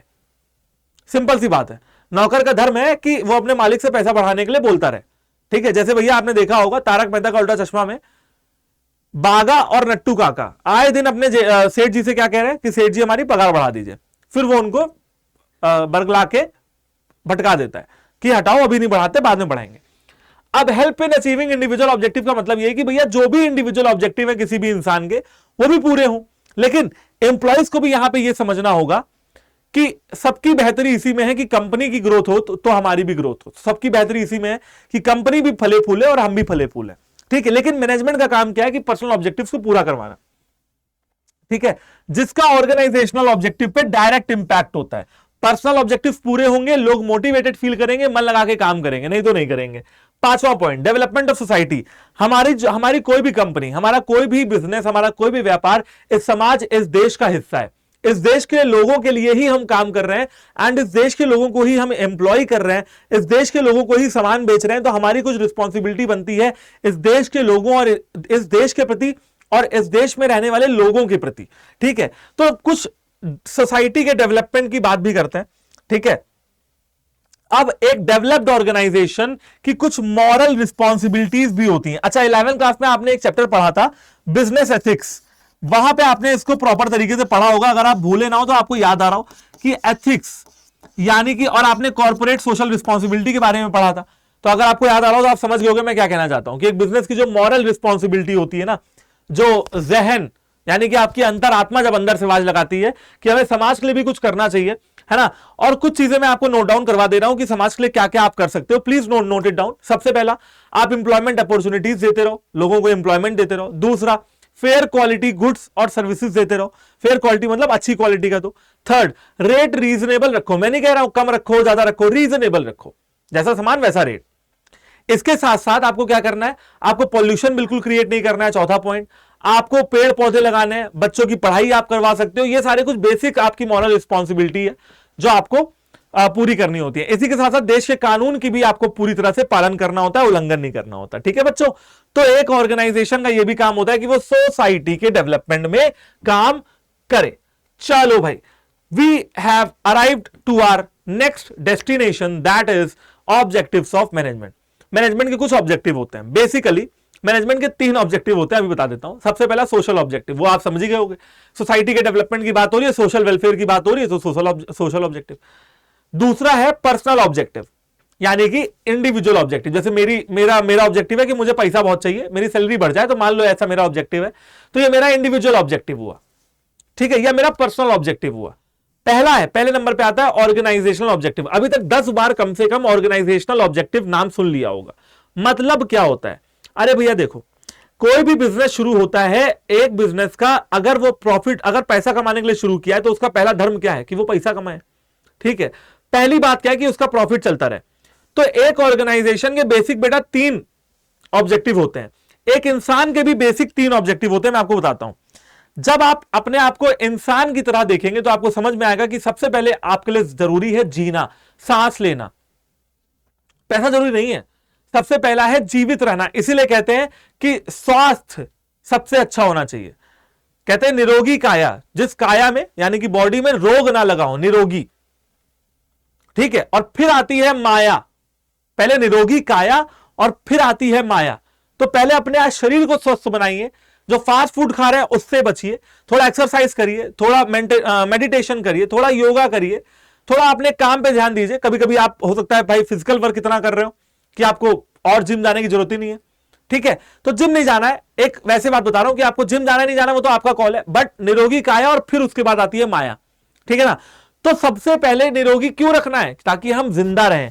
ऐसे ही बेटा ऑर्गेनाइजेशन का भी सबसे पहला ऑब्जेक्टिव क्या है? कि वो जिंदा रहे, सर्वाइवल, सांस लेती रहे ऑर्गेनाइजेशन हमारी, इतने टफ कॉम्पिटेटिव, इतने निर्दयी competitive, cut throat competitive market में। समझ रहे हो? कट थ्रोट समझ रहे हो? गला काट कंपटीशन कहते हैं, गला काट प्रतिस्पर्धा, ठीक है ना। तो गला काट प्रतिस्पर्धा के क्षेत्र में आपको अपनी ऑर्गेनाइजेशन को बचाए रखना है, चलाए रखना है, ठीक है। तो सर्वाइवल सबसे पहले आता है ऑर्गेनाइजेशनल ऑब्जेक्टिव में, सर्वाइवल। सर्वाइवल पे एक बार नजर मारते हैं। The essential objective of any industry is survival. सबसे पहला जो ऑब्जेक्टिव है वो क्या है? Survival. Management must attempt to assure the continuation of the business. Management को चाहिए कि वो बिजनेस को कंटिन्यू रखे लंबे समय तक। फिर अब आप फिर से इंसान वाला एग्जांपल ले लेते हैं। अब इंसान तो जिंदा तो रह गया, अब इंसान को क्या चाहिए? जिंदा रहने के बाद काया, माया, काया तो हो गई, अब चाहिए माया। माया बोले तो पैसा, कहते हैं ना ये सब मोह माया, छोड़ो त्यागो इसको। तो मोह और माया यानी कि प्रॉफिट, यानी कि पैसा। अब आते हैं ऑर्गेनाइजेशन। एक ऑर्गेनाइजेशन में भी सिर्फ सर्वाइवल करने से काम नहीं चलेगा। Poor survival is not sufficient for the industry. Management has to make sure that the company earns the profit. Management को यह देखना पड़ेगा भैयो कि प्रॉफिट कमाए हमारी कंपनी। Profit is crucial for meeting the cost and uncertainties of the business concern. बेटा आप अपने बिजनेस को चलाते रहो, चलाते रहो, चलाते रहो, पैसा कमाओ ही नहीं, प्रॉफिट हो ही ना, बेकार है। ऐसा प्रॉफिट किसी काम का नहीं है। Okay, growth. और फिर बेटा फिर से आते हैं इंसान वाले एग्जांपल में। इंसान को क्या चाहिए पैसा कमाने के बाद? और पैसा चाहिए, ठीक है। पैसा इज नेवर एंडिंग। आज 10 रुपए हैं, कल 100 चाहिए। आज पैदल चल रहे थे, कल साइकिल चाहिए, साइकिल के बाद बाइक चाहिए, बाइक के बाद कार चाहिए, कार के बाद और अच्छी वाली, फिर और अच्छी वाली, फिर और अच्छी वाली, फिर और अच्छी वाली कार चाहिए। और फिर कार से जब मन भर जाए तो उड़ने वाला चॉपर चाहिए, फिर अपनी चार्टर्ड प्लेन चाहिए। इंसान की जो ख्वाहिशें वो कभी कम नहीं होंगी, यानी कि ग्रोथ, ऑर्गेनाइजेशन की ग्रोथ। ओके, तो ऑर्गेनाइजेशन का धर्म बनता है in the long run, for this it is necessary for the concern to develop. अब अपने ऑर्गेनाइजेशन को डेवलप करना बहुत जरूरी है ताकि लॉन्ग रन में सर्वाइवल हो पाए। To prevail in the business, management must utilise adequately the growth potential of the firm. और बिजनेस में बने रहने के लिए मैनेजमेंट को चाहिए कि वो देखे कि उसकी ऑर्गेनाइजेशन में ग्रोथ पोटेंशियल कितना है, कितना वो ग्रोथ कर सकते हैं। सोशल ऑब्जेक्टिव की बात करते हैं तो कम्युनिटी यानी कि समाज की बेहतरी के लिए किए हुए काम वो आते हैं सोशल ऑब्जेक्टिव्स में। एंड मैंने आपको बहुत सारे एग्जांपल बताए, जैसे यहां पे कुछ लिखे हुए हैं कि भाई एनवायरमेंट का थोड़ा ध्यान देना और ऐसी टेक्नोलॉजी का इस्तेमाल करना जो एनवायरमेंट के लिए फायदेमंद हो, जॉब अपॉर्चुनिटीज प्रोवाइड करना, ओके, कम्युनिटी के लिए कुछ काम करना, ठीक है, ओके, स्कूल्स वगैरह आप अगर अपने एम्प्लॉयज के बच्चों को जाने देते हो तो अच्छी बात है। और फिर आता है बेटा आपका third and the last objective, that is personal objective. मैंने आपको बताया कि हर इंसान का अलग अलग बैकग्राउंड, अलग अलग एक्सपीरियंस, अलग अलग एजुकेशन लेवल है, अलग अलग तरीके की चीजें वो फेस करके आए हैं, ठीक है। तो ये है आपका personal objective. Establishments are made up of resources who possess different background, experience, objective and personalities, ठीक है। ऐसे ऐसे लोग हैं जिनका अलग अलग बैकग्राउंड, ऑब्जेक्टिव, एक्सपीरियंस और पर्सनैलिटीज है। इन सारे लोगों का इंडिविजुअल ऑब्जेक्टिव भी तो कुछ होता है ना, तो उसको अचीव करवा दो, वो भी बहुत अच्छा होगा, ठीक है। और एक बात और समझिए कि जरूरी नहीं है कि एक इंसान को पैसा ही चाहिए हो, ठीक है। एक लाइफ के पॉइंट पे बेटा इंसान आके खड़ा हो जाता है ना, जहां पे सिर्फ पैसा उसको खुशी नहीं देता है। किसी कंपनी के एक बहुत बड़े से मालिक के बारे में सोचिए। वो जो मालिक है ना, वो मालिक क्या कर रहा है? पैसा बहुत है उसके पास, लेकिन मान लो लोग एम्प्लॉयज की इज्जत नहीं करते हैं। अब उसको इज्जत कमानी है, इज्जत चाहिए, पैसे से हमेशा काम नहीं चलता है, ठीक है। एक एम्प्लॉय है, वो प्रमोशन चाहता है, उससे पूछो पैसा या प्रमोशन? बेटा वो 60-70 साल का हो चुका है, क्या करेगा पैसा लेके? उसको प्रमोशन चाहिए ताकि वो लोगों को मैनेज कर पाए, अपनी स्किल्स को बढ़ा पाए। आप बात करिए एक IAS ऑफिसर की, यानी कि इंडियन एडमिनिस्ट्रेटिव सर्विसेज के ऑफिसर की, जो एक जिले का कलेक्टर होता है, मतलब जिले का राजा टाइप का होता है, वो जिले में उसी की चलती है एक जिले में। क्या उसने पैसे के लिए तैयारी की है? भाई पैसा तो वो कहीं और कमा लेता, ठीक है। उसको चाहिए पावर ताकि वो समाज की कर पाए भलाई। ये कुछ पर्सनल ऑब्जेक्टिव भी होते हैं जो पैसे से थोड़े हटके होते हैं, ठीक। तो वही लिखा हुआ है, these differ from economic necessity such as ambitious perks. हो सकता है किसी को पर्क ना चाहिए, हो सकता है किसी को सैलरी ना चाहिए, ठीक है। कुछ लोगों को चाहिए होती है सोशल ऑब्लिगेशन इक्वल, कि हमको इक्वल तरीके से डिवाइड, इक्वल तरीके से हमको मैनेज किया जाए, मुझे और मेरे साथियों को इक्वल रखा जाए। Higher level demand such as individual growth and development and progress. कभी कभी लोग कहते हैं कि कोई बात नहीं बेटा, पैसा मत दो। ऑर्गेनाइजेशन में मैनेजर जो है कहते हैं भैया ठीक है मैनेजर साहब, आप पैसा मत दीजिए, हमको हाथ जोड़ रहे हैं, मत दीजिए पैसा, लेकिन कम से कम हमारी ग्रोथ की बात तो करिए, कम से कम कुछ ऐसा काम तो हमसे करवाइए जिससे हम कुछ सीख पाए, कुछ समझ पाए, ताकि हमारी भी पर्सनालिटी ग्रो करे। तो ये सारी चीजें आती है बेटा पर्सनल ऑब्जेक्टिव्स में, ठीक है। और एक ऑर्गेनाइजेशन का मेन कर्तव्य होता है कि वो इन तीनों सारे ऑब्जेक्टिव्स को अचीव कर पाए। चलिए फिर से we have arrived to the next destination, ठीक है। हम अपनी अगले स्टेशन तक पहुंच चुके हैं, जो अगला स्टेशन का नाम है management as a science, art और प्रोफेशन। बड़ी सिंपल सी बात है, ये आपको बहुत अच्छे से समझ में आएगा। पूछा जा रहा है एक सवाल आपसे कि मैनेजमेंट एक विज्ञान है, मैनेजमेंट एक कला है, मैनेजमेंट एक व्यवसाय यानी कि प्रोफेशन है। आपने कहा कि सर पहले कुछ पॉइंट्स तो बताओ जिसके बेसिस पे हम जज कर पाए कि वो ज्यादा क्या है, साइंस है, आर्ट है, प्रोफेशन है। सबसे पहले इस सवाल का जवाब देता हूं, मैनेजमेंट साइंस भी है, मैनेजमेंट आर्ट भी है, मैनेजमेंट प्रोफेशन भी है, ठीक है। आपको कुछ आर्ग्यूमेंट समझने हैं कि साइंस क्यों है, आर्ट क्यों है, प्रोफेशन क्यों है, क्यों ऐसा कहा जा रहा है। सबसे पहला आता है सिस्टमाइज्ड बॉडी ऑफ नॉलेज। जिस प्रकार से साइंस में आपको प्रॉपर पढ़ाई करनी पड़ती है, मैनेजमेंट की भी प्रॉपर पढ़ाई करनी पड़ती है। ऑब्जर्वेशन एंड एक्सपेरिमेंट, साइंस में निरंतर एक्सपेरिमेंट करने पड़ते हैं। कोविड 19 आया, उसकी वैक्सीन बनी, क्या एक दिन में बन गई? नहीं, बार बार ऑब्जर्वेशन एंड एक्सपेरिमेंट करना पड़ा। मैनेजमेंट में भी करना पड़ता है कि आपके प्लान एम्प्लॉयज के ऊपर काम कर रहे हैं कि नहीं कर रहे हैं। जैसे वो वैक्सीन लोगों के ऊपर काम कर रही है कि नहीं कर रही है, कैसे पता लगा? एक्सपेरिमेंट करके, टेस्टिंग करके। वैसे ही आपके प्लान लोगों के ऊपर काम कर रहे हैं नहीं कर रहे हैं, आपको टेस्टिंग करनी पड़ेगी। थर्ड आता है कॉज और इफेक्ट रिलेशनशिप। कॉज यानी कि वजह, इफेक्ट यानी कि प्रभाव। क्या हुआ? ऐसा हुआ तो ये हुआ, ऐसा हुआ तो ये हुआ, खाना खाए तो पेट भरा, बारिश हुई तो कीचड़ हुआ। ये क्या है? कॉज और इफेक्ट। साइंस में कॉज और इफेक्ट रिलेशनशिप देखी जाती है एक दो वेरिएबल्स के बीच में, कि कॉज क्या था और इफेक्ट क्या है। आग लगी, ये वेरिएबल एक्स है, धुआं निकला, ये वेरिएबल वाई है। कॉज क्या है? आग लगना। इफेक्ट क्या है? धुआं लगना, ठीक है, धुआं निकलना। तो भैया कुछ इसी तरीके से मैनेजमेंट में भी होता है। मैनेजमेंट में आप देखते हो कि क्या कॉजेस थे, अगर हम फेल हुए तो उसके क्या कॉजेस थे। हमारी टेक्नोलॉजी फेल थी, हमारा सामान लोगों को पसंद नहीं आया, क्या हुआ? टेस्ट एंड प्रेफरेंसेस बदल गए कस्टमर के, क्या? हमारी मार्केटिंग टीम ने एक अच्छा काम नहीं किया, क्या? हम अपने प्रोडक्ट को एडवर्टाइज नहीं कर पाए, क्या? क्या है कॉज, ठीक है। और फिर आता है यूनिवर्सल वैलिडिटी। साइंस के जो प्रिंसिपल है, न्यूटन के जो प्रिंसिपल है, मुझे बताओ वो यूनिवर्सली वैलिड है? हां सर है। आइजैक न्यूटन के प्रिंसिपल यूनिवर्सली वैलिड है। एल्बर्ट आइंस्टाइन ने जो ग्रेविटी वगैरह की थ्योरी दी थी, है? हाँ जी है। सर साइंस के प्रिंसिपल्स तो है, मैनेजमेंट के प्रिंसिपल यूनिवर्सली वैलिड है? हाँ जी है। हेनरी फ्योल के जो प्रिंसिपल आपको सेकंड चैप्टर में पढ़ने हैं, अब उसके लिए भी इंपॉर्टेंट क्या है? One shot. हर चीज के लिए वन शॉट आपके लिए बहुत इंपॉर्टेंट है, ठीक है। तो हेनरी फ्योल के जो प्रिंसिपल है वो भी यूनिवर्सली वैलिड है, एफडब्ल्यू टेलर के प्रिंसिपल भी यूनिवर्सली वैलिड है। तो ये चारों चीजें साइंस में निकल के आती हैं। बट सर एक चीज नहीं समझ में आई, साइंस में तो हम बीकन लेते हैं और पता नहीं क्या क्या टेस्ट ट्यूब लेते हैं केमिस्ट्री वगैरह में और एक्सपेरिमेंट करते हैं। सर यहां पे ऐसा क्यों कुछ नहीं है? मैनेजमेंट में तो ऐसा कुछ नहीं करते सर, क्यों? मैं बताता हूं। मैनेजमेंट एक रियल लाइफ सिचुएशन में बात करता है बेटा, रियल लाइफ। साइंस में आप लैब के अंदर खड़े होके, साइंस में क्या है? लैब के अंदर खड़े होकर आप एक्सपेरिमेंट कर रहे हो, कंट्रोल्ड इन्वायरमेंट में, ऐसा इन्वायरमेंट जिसका आपके ऊपर कंट्रोल हो, आप उसमें टेस्टिंग कर रहे हो। लेकिन मैनेजमेंट रियल लाइफ प्रॉब्लम की बात करता है। यहां पे कंट्रोल्ड इन्वायरमेंट नहीं है, यहां पे अनकंट्रोलेबल इन्वायरमेंट है। इन्वायरमेंट कभी कभी बिजनेस के कंट्रोल में नहीं रहता है। जैसे भैया पॉलिटिकल पार्टी बदल गई, पॉलिटिकल पार्टी ने एक तरीके के बिजनेस को बंद कर दिया, तो उस बिजनेस की कोई गलती है क्या? नहीं। लेकिन क्या उसके कंट्रोल में है कि पॉलिटिकल पार्टी के डिसीजन को बदल देना? ना उसके कंट्रोल में। तो यहां पर रियल लाइफ सिचुएशन की बात होती है और यह आपके कंट्रोल में नहीं है, अनकंट्रोलेबल। लेकिन बेटा बात किया जाए अगर साइंस की, तो वो होता है कंट्रोलेबल। समझ गए? साइंस को आप कंट्रोल कर सकते हो क्योंकि आप एक लैब में खड़े होकर काम कर रहे हो। तो इसलिए कह सकते हैं बेटा कि मैनेजमेंट जो है, बहुत आराम से कह सकते हैं कि मैनेजमेंट जो है वो एग्जैक्ट साइंस नहीं है।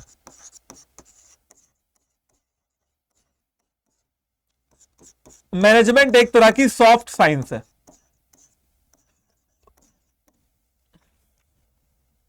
ठीक ठीक है बच्चों, आई होप कि आपको पूरी पूरी बात समझ में आ गई होगी। बात करते हैं मैनेजमेंट एज एन आर्ट की। किसकी बात कर रहा है? मैनेजमेंट एज एन आर्ट की।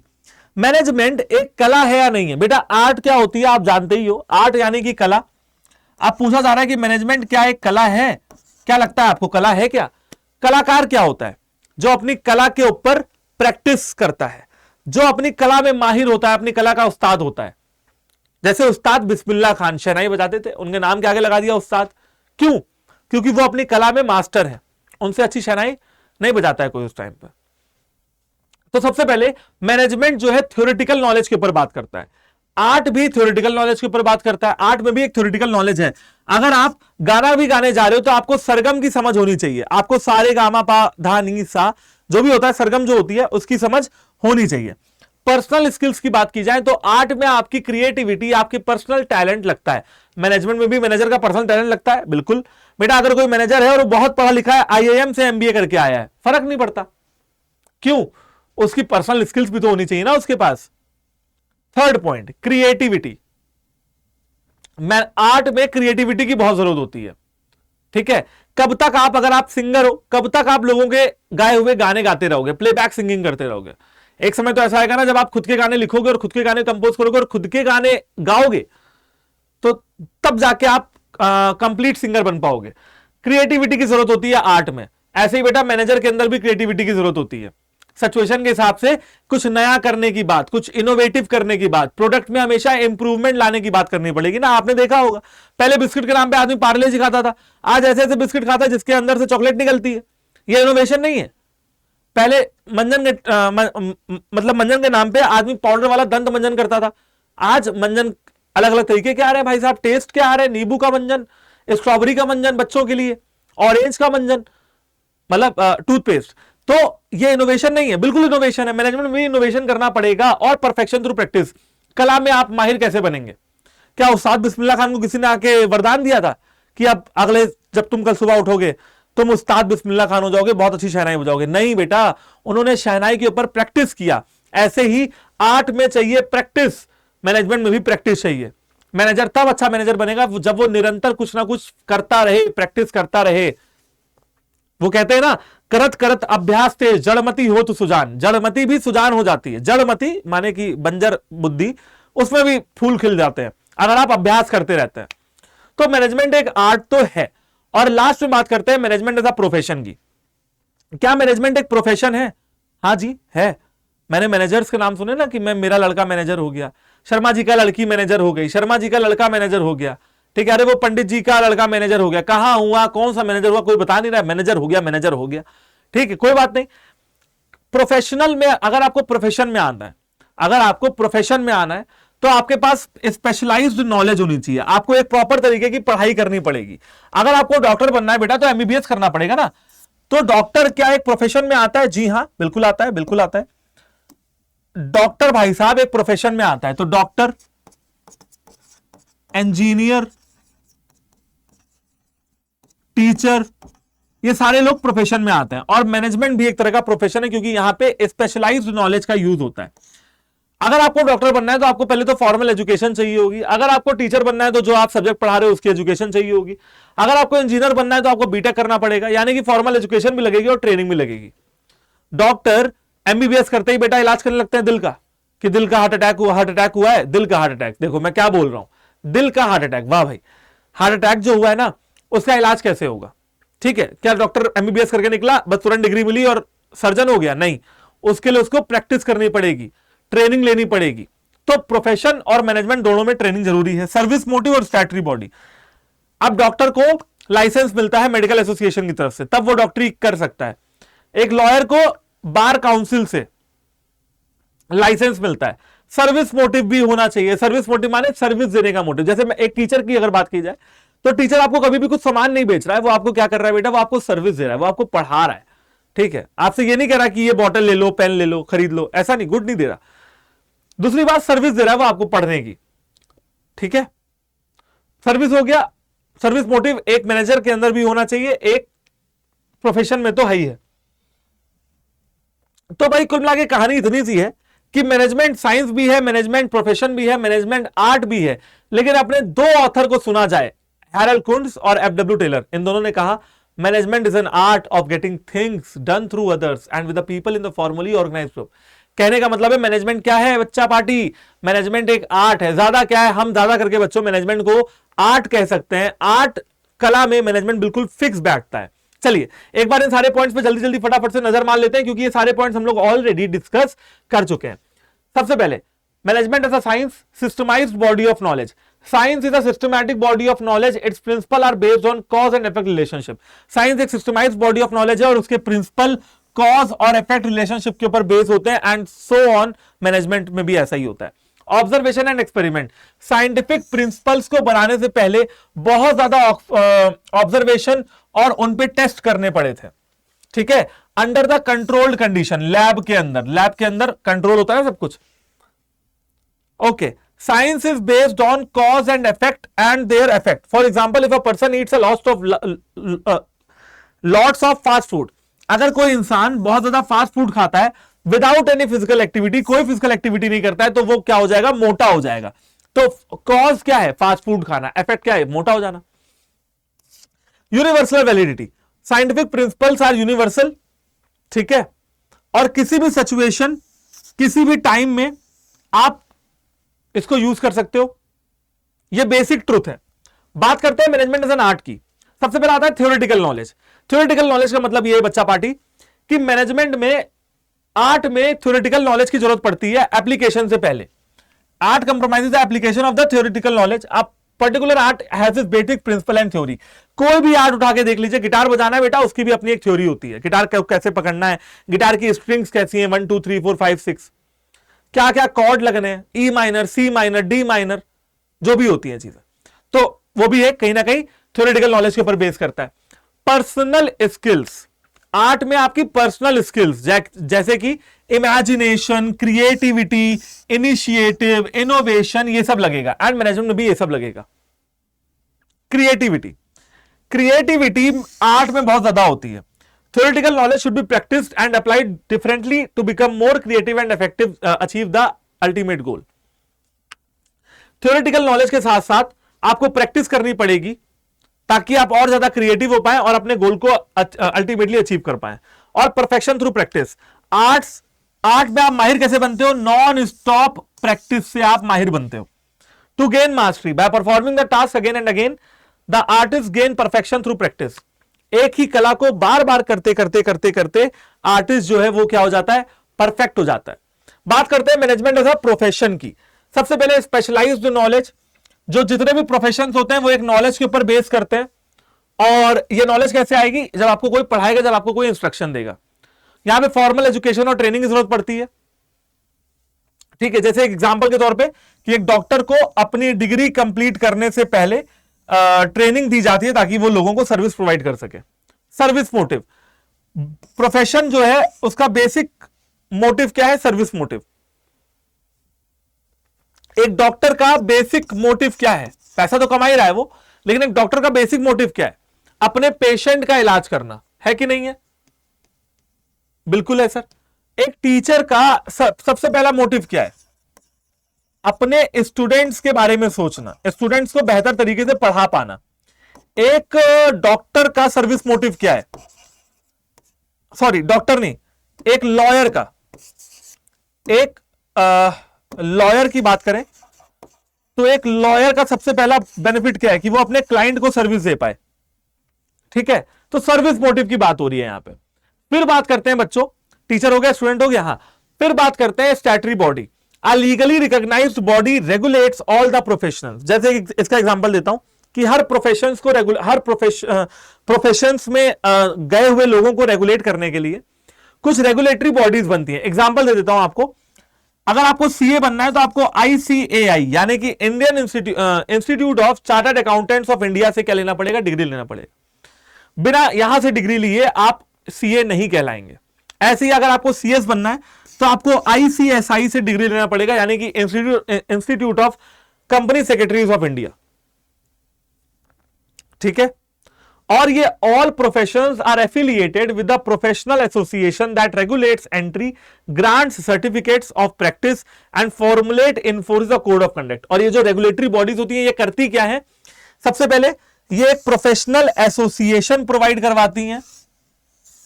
उसके बाद एंट्री को रेगुलेट करती हैं, मतलब कोई भी नहीं आ सकता, पहले पढ़ाई करनी पड़ेगी, डिग्री लेनी पड़ेगी।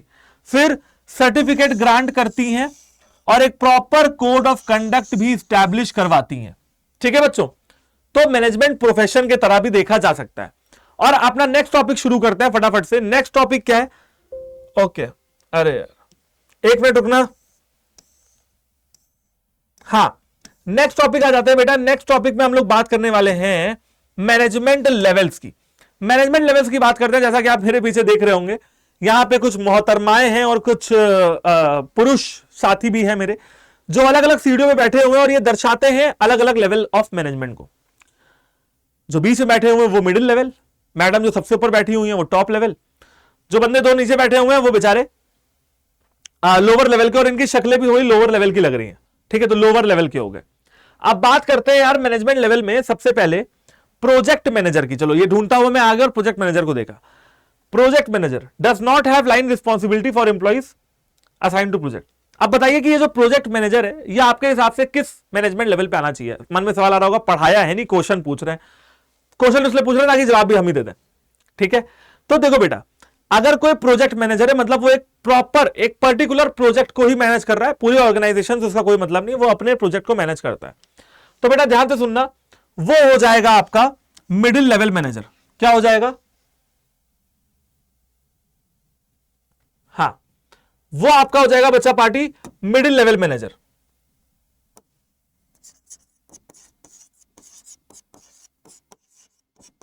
ठीक है, अभी पढ़ाऊंगा लेकिन ऐसे करके सवाल पूछ ले रहा हूं ताकि आपको एक आइडिया हो जाए। लिखा हुआ है सीनियर मैनेजर, ठीक है, has more discretion and greater financial authority than other manager. Senior manager के पास में बहुत ज्यादा अथॉरिटी है, तो सीनियर मैनेजर क्या हो जाएगा बेटा? एग्जांपल के तौर पे वो हो जाएगा टॉप लेवल, क्योंकि उसके पास अथॉरिटी है, फाइनेंशियल अथॉरिटी भी है, तो नाम में भी लिखा हुआ है सीनियर मैनेजर। अगर मैं जनरल मैनेजर की बात करूं, जनरल मैनेजर भी बेटा क्या हो जाएगा? टॉप लेवल पे आ जाएगा। ठीक है, क्योंकि वो जीएम है। ही कंसिडरेबल फाइनेंशियल रिस्पॉन्सिबिलिटी, उसके पास फाइनेंशियल रिस्पॉन्सिबिलिटी भी है और बहुत सारी अथॉरिटी भी है। मैनेजर की बात की जाए तो सुपरवाइजेस एम्प्लॉइज डायरेक्टली। अगर कोई ऐसा मैनेजर है जो एम्प्लॉइज से डायरेक्टली टच में रहता है तो वो हो जाएगा मिडिल या लोअर लेवल। अब डिपेंड करता है कि कौन से उसका मैनेजर है, वो मिडिल या लोअर हो जाएगा। सुपरवाइजर की बात किया जाए तो सुपरवाइजर बेटा लोअर लेवल हो जाएगा, क्योंकि सुपरवाइजर डायरेक्टली एम्प्लॉय के टच में रहता है। जैसे ये जो है ये सुपरवाइजर है, ये वर्कर्स नहीं है, ये बेचारे सुपरवाइजर है, ये वर्कर्स को सुपरवाइज करते हैं, देखते हैं उनको। ठीक है, तो ये आपको समझ में आ गया होगा। अभी आगे बढ़ते हैं और मैडम को सीढ़ी से उतारते हैं और चलते हैं अपने नेक्स्ट लेवल की तरफ। ये क्या हो गया? अलग अलग आ गया क्या? चलो, लेवल्स ऑफ मैनेजमेंट। तो लेवल्स ऑफ मैनेजमेंट की बात किया जाए, लेवल ऑफ मैनेजमेंट बेसिकली होता क्या है? बहुत सिंपल सी बात, एक लाइन में समझाता हूं। किसी भी ऑर्गेनाइजेशन में जब धीरे धीरे लोग बढ़ते हैं ना, जब इंप्लॉइज बढ़ते हैं, तो उन एम्प्लॉइज को मैनेज करने के लिए कुछ और लोगों की जरूरत पड़ती है, और वो होते हैं हमारे मैनेजर्स। जब मैनेजर भी ज्यादा हो जाते हैं तो अलग अलग लेवल पे उनको बांट दिया जाता है। सबकी अथॉरिटी अलग होती है, सबकी पावर अलग होती है, सबकी रिस्पॉन्सिबिलिटी अलग होती है। इसे ही कहते हैं लेवल्स ऑफ मैनेजमेंट। ठीक है, यानी कि levels of management is nothing but a line of demarcation. ये लाइन है जो सबको अलग करती है between various managerial positions. Between what? Between various managerial positions. ये एक लाइन होती है जो अलग अलग करती है बिटवीन अलग अलग ऑर्गेनाइजेशन को, मतलब एक ऑर्गेनाइजेशन में अलग अलग जितने भी लोग मैनेजरियल पोजीशन पे हैं उनको अलग अलग कर देती है। ठीक है बच्चों, बहुत बार अलग अलग बोल दिया है, लेकिन अभी वाला जो था वो लेटेस्ट वाला वो सही था। The number of levels in the management increases when the size of the business and workforce increases. कहा जा रहा है कि जैसे जैसे जैसे जैसे व्हेन द साइज, यहां से देखते हैं, of the business and workforce increases, जैसे जैसे बिजनेस बढ़ेगा, जैसे जैसे वर्कफोर्स बढ़ेगा बच्चा पार्टी, वैसे वैसे आपके लेवल ऑफ मैनेजमेंट भी बढ़ेंगे। लोग कम, मैनेजमेंट के लेवल कम, लोग ज्यादा, मैनेजमेंट के मैनेजर ज्यादा। ठीक है, the level of management determines a chain of command. और यहां पे क्या क्या देखने को मिलता है? हर लेवल के साथ चेन ऑफ कमांड, समझ रहे हो? अरे कमांड माने ऑर्डर, ऑर्डर देने की पावर भी तो आएगी ना। ठीक है, तो चेन ऑफ कमांड देखने के लिए मिलेगा। ओके, अच्छा, और क्या देखने पड़ेगा? मिलेगा अमाउंट ऑफ अथॉरिटी। कितनी अथॉरिटी एक मैनेजर के पास है, कितना स्टेटस एक मैनेजर के पास है। तो ये 3-4 चीजें हमको देखने के लिए मिलेंगी। और अब बात करते हैं अपने सबसे मेरे फेवरेट चार्ट से। अगर मैनेजमेंट के पूरे चैप्टर में किसी चार्ट की बात की जाए तो this one is my favourite. सबसे पहले बात करते हैं टॉप मैनेजमेंट की, जो कि आपको यहां मेरे पीछे नजर आ रहा होगा। फिर आते हैं मिडिल लेवल पे, और फिर आते हैं लोअर और ऑपरेशनल लेवल पे, और फिर आते हैं वर्कफोर्स पे। टॉप नाम से पता लग रहा है जो टॉप लेवल पे बैठे हुए हैं, मिडिल नाम से पता लग रहा है जो इन दोनों के बीच में है वो मिडिल, और लोअर आपको नाम से पता लग रहा है भैया लोअर। ये तो मतलब इतना इजी टॉपिक है। वर्कफोर्स की बात करें तो एम्प्लॉइज यानी कि वर्कफोर्स। अब यहां पे कुछ नाम दे रखे हैं, जैसे कि टॉप मैनेजमेंट को हम लोग क्या क्या कह रहे हैं एक बार देख लेते हैं। सीईओ, सीएमओ यानी कि chief executive officer, chief marketing officer. बेटा चीफ तो नाम में ही जुड़ा हुआ, देख रहे हो ना, तो चीफ सुन के तुम्हें एकदम कान खड़े हो जाने चाहिए कि ये तो टॉप लेवल है। चीफ वर्ड ही ऐसा है, चीफ, ठीक। Chief sales officer, chief technology officer, president, managing director. अब भैया प्रेसिडेंट कोई छोटा मोटा आदमी तो होगा नहीं, टॉप लेवल पे ही होगा ना। मिडिल लेवल की बात करते हैं भैया मार्केटिंग मैनेजर। तो इन मार्केटिंग मैनेजर साहब का काम यह है सिर्फ मार्केटिंग देखते हैं, ऑब्वियसली बात है मिडिल लेवल पे ही हुए। परचेज हेड, ये हेड है लेकिन परचेज के हैं बस, सबके हेड नहीं है, तो भैया ऐसे लोगों तो मिडिल में डालो। सेल्स मैनेजर ये सिर्फ सेल को देखते हैं, ऑपरेशनल मैनेजर ये सिर्फ ऑपरेशंस को देखते हैं, फाइनेंस मैनेजर ये सिर्फ फाइनेंस को देखते हैं, ब्रांच मैनेजर सिर्फ ये एक ब्रांच को देखते हैं। ये सारे मिडिल लेवल में आते हैं। हाँ, लोअर लेवल में सुपरवाइजर आते हैं भैया, बहुत अच्छी बात है। जूनियर मैनेजर आते हैं, समझ रहे हो ना, senior manager, junior manager, manager, clerk, inspector, foreman. बेटा पुलिस इंस्पेक्टर की बात नहीं होती है। इंस्पेक्टर वो इंसान होता है जो इंस्पेक्ट करता रहता है कि जो प्रोडक्ट निकल रहा है, बन रहा है, प्रोडक्शन हो रहा है, वो क्वालिटी अच्छी है या नहीं, ठीक है। अच्छा, मेरे पीछे आपको 2 लाइनें और नजर आ रही होगी। एक तो ये लाइन है जो ऊपर की तरफ भाग रही है, और एक ये लाइन है जो नीचे की तरफ भाग रही है। लाइन का कुछ ना कुछ मतलब तो होगा ही, ऐसे तो बनी नहीं हुई है। तो सबसे पहले बेटा ये समझिए कि जो नीचे वाली आ रही ना अथॉरिटी, अथॉरिटी मतलब टॉप लेवल वाला सारा काम नहीं कर पाएगा, तो वो कुछ अपनी अथॉरिटी इनको दे देता है, ये अपनी कुछ अथॉरिटी इनको दे देते हैं, समझ रहे हो। अथॉरिटी डेलीगेट हो जाती है, डेलीगेट मतलब बट जाती है। रिस्पॉन्सिबिलिटी ऊपर की तरफ जा रही है। कहने का मतलब है कि यहां के जो लोग हैं इनकी रिस्पॉन्सिबिलिटी बेटा थोड़ी कम है लेकिन थोड़ी कम है। तो मतलब मैं थोड़ा ऐसा एरो बनाता हूं, है रिस्पॉन्सिबिलिटी है लेकिन थोड़ी कम है। इनकी रिस्पॉन्सिबिलिटी थोड़ी सी ज्यादा है, और बच्चा पार्टी इनकी रिस्पॉन्सिबिलिटी बेचारों की बहुत ज्यादा है, क्योंकि इन्हीं के तो कंधों पे पूरे ऑर्गेनाइजेशन को चलाना है ना, तो इसीलिए रिस्पॉन्सिबिलिटी ऊपर की तरफ आ रहा है। आई होप कि आपको बात समझ में आ गई होगी। टॉप लेवल मैनेजमेंट पे आते हैं। नाम मैंने आपको बता दिए, board of director, chief executive officers, managing director, general manager, president, ये सब आते हैं टॉप लेवल पे। Top management has all the management authorities. Top management के हाथ में सारी मैनेजमेंट की अथॉरिटी होती है, और इस लेवल पे जितने भी ऑफिसर्स होते हैं ना, वो शेयर होल्डर्स या ओनर्स को अकाउंटेबल होते हैं। एग्जाम्पल के तौर पे ये कोई कंपनी है, मान लीजिए ये है टाटा कंपनी, टाटा। अब टाटा के मालिक या फाउंडर तो है अपने रतन टाटा जी, ठीक है। टाटा के वैसे फाउंडर देखा जाए, प्रमोटर देखा जाए तो वो है जमशेद जी टाटा, लेकिन रतन टाटा जी की बात किया जाए तो मान लो आज के मालिक वही है। तो अब रतन टाटा ने कहा यार मैं तो हो रहा हूं बूढ़ा, तो ऐसा करता हूं। रतन टाटा जी ने क्या कहा, रतन टाटा जी ने कहा यार मैं तो हो रहा हूं बूढ़ा, तो मैं ऐसा करता हूं, मैं प्रमोटर बन जाता हूं, मैं सिर्फ बिजनेस को प्रमोट करने वाला रहता हूं, किसी सीईओ को अपॉइंट करता हूं, सीईओ, ठीक है, अपॉइंट कर दिया। मान लो सीईओ का नाम है राहुल। अब ये जो राहुल है ना बेटा, ये राहुल रतन टाटा जी को जवाब देंगे। वैसे सीईओ है कौन, टॉप लेवल, लेकिन जवाब देंगे कि बिजनेस कैसा चल रहा है, समझ रहे हो ना। क्यों, क्योंकि वो प्रमोटर हैं, वो बोर्ड ऑफ डायरेक्टर्स के मेंबर्स हैं, वो शेयर होल्डर हैं। ओके, बात करते हैं कि भैया टॉप लेवल का काम क्या क्या होता है। थोड़ा सा एक नजर इस पे मारिए। ये मैंने जो लिस्ट बनाई हुई है 6 चीजों की, ये है कि टॉप लेवल मैनेजमेंट काम क्या करता है, मिडिल लेवल मैनेजमेंट काम क्या करता है, लोअर लेवल मैनेजमेंट काम क्या करता है, बेसिक काम क्या है इनका, ठीक है।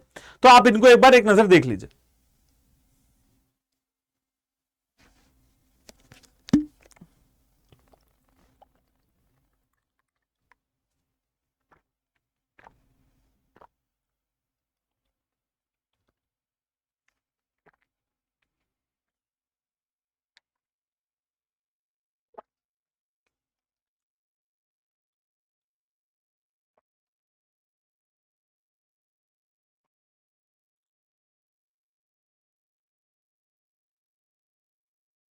ओके बच्चों देखो, सबसे पहला है टॉप लेवल मैनेजमेंट का काम ऑब्जेक्टिव्स को डिटरमाइन करना। एक बात बताओ, ऑर्गेनाइजेशन में क्या गोल हैं, क्या टारगेट्स हैं, किन चीजों को अचीव करना है, ये काम कौन देखेगा बच्चों, top level management.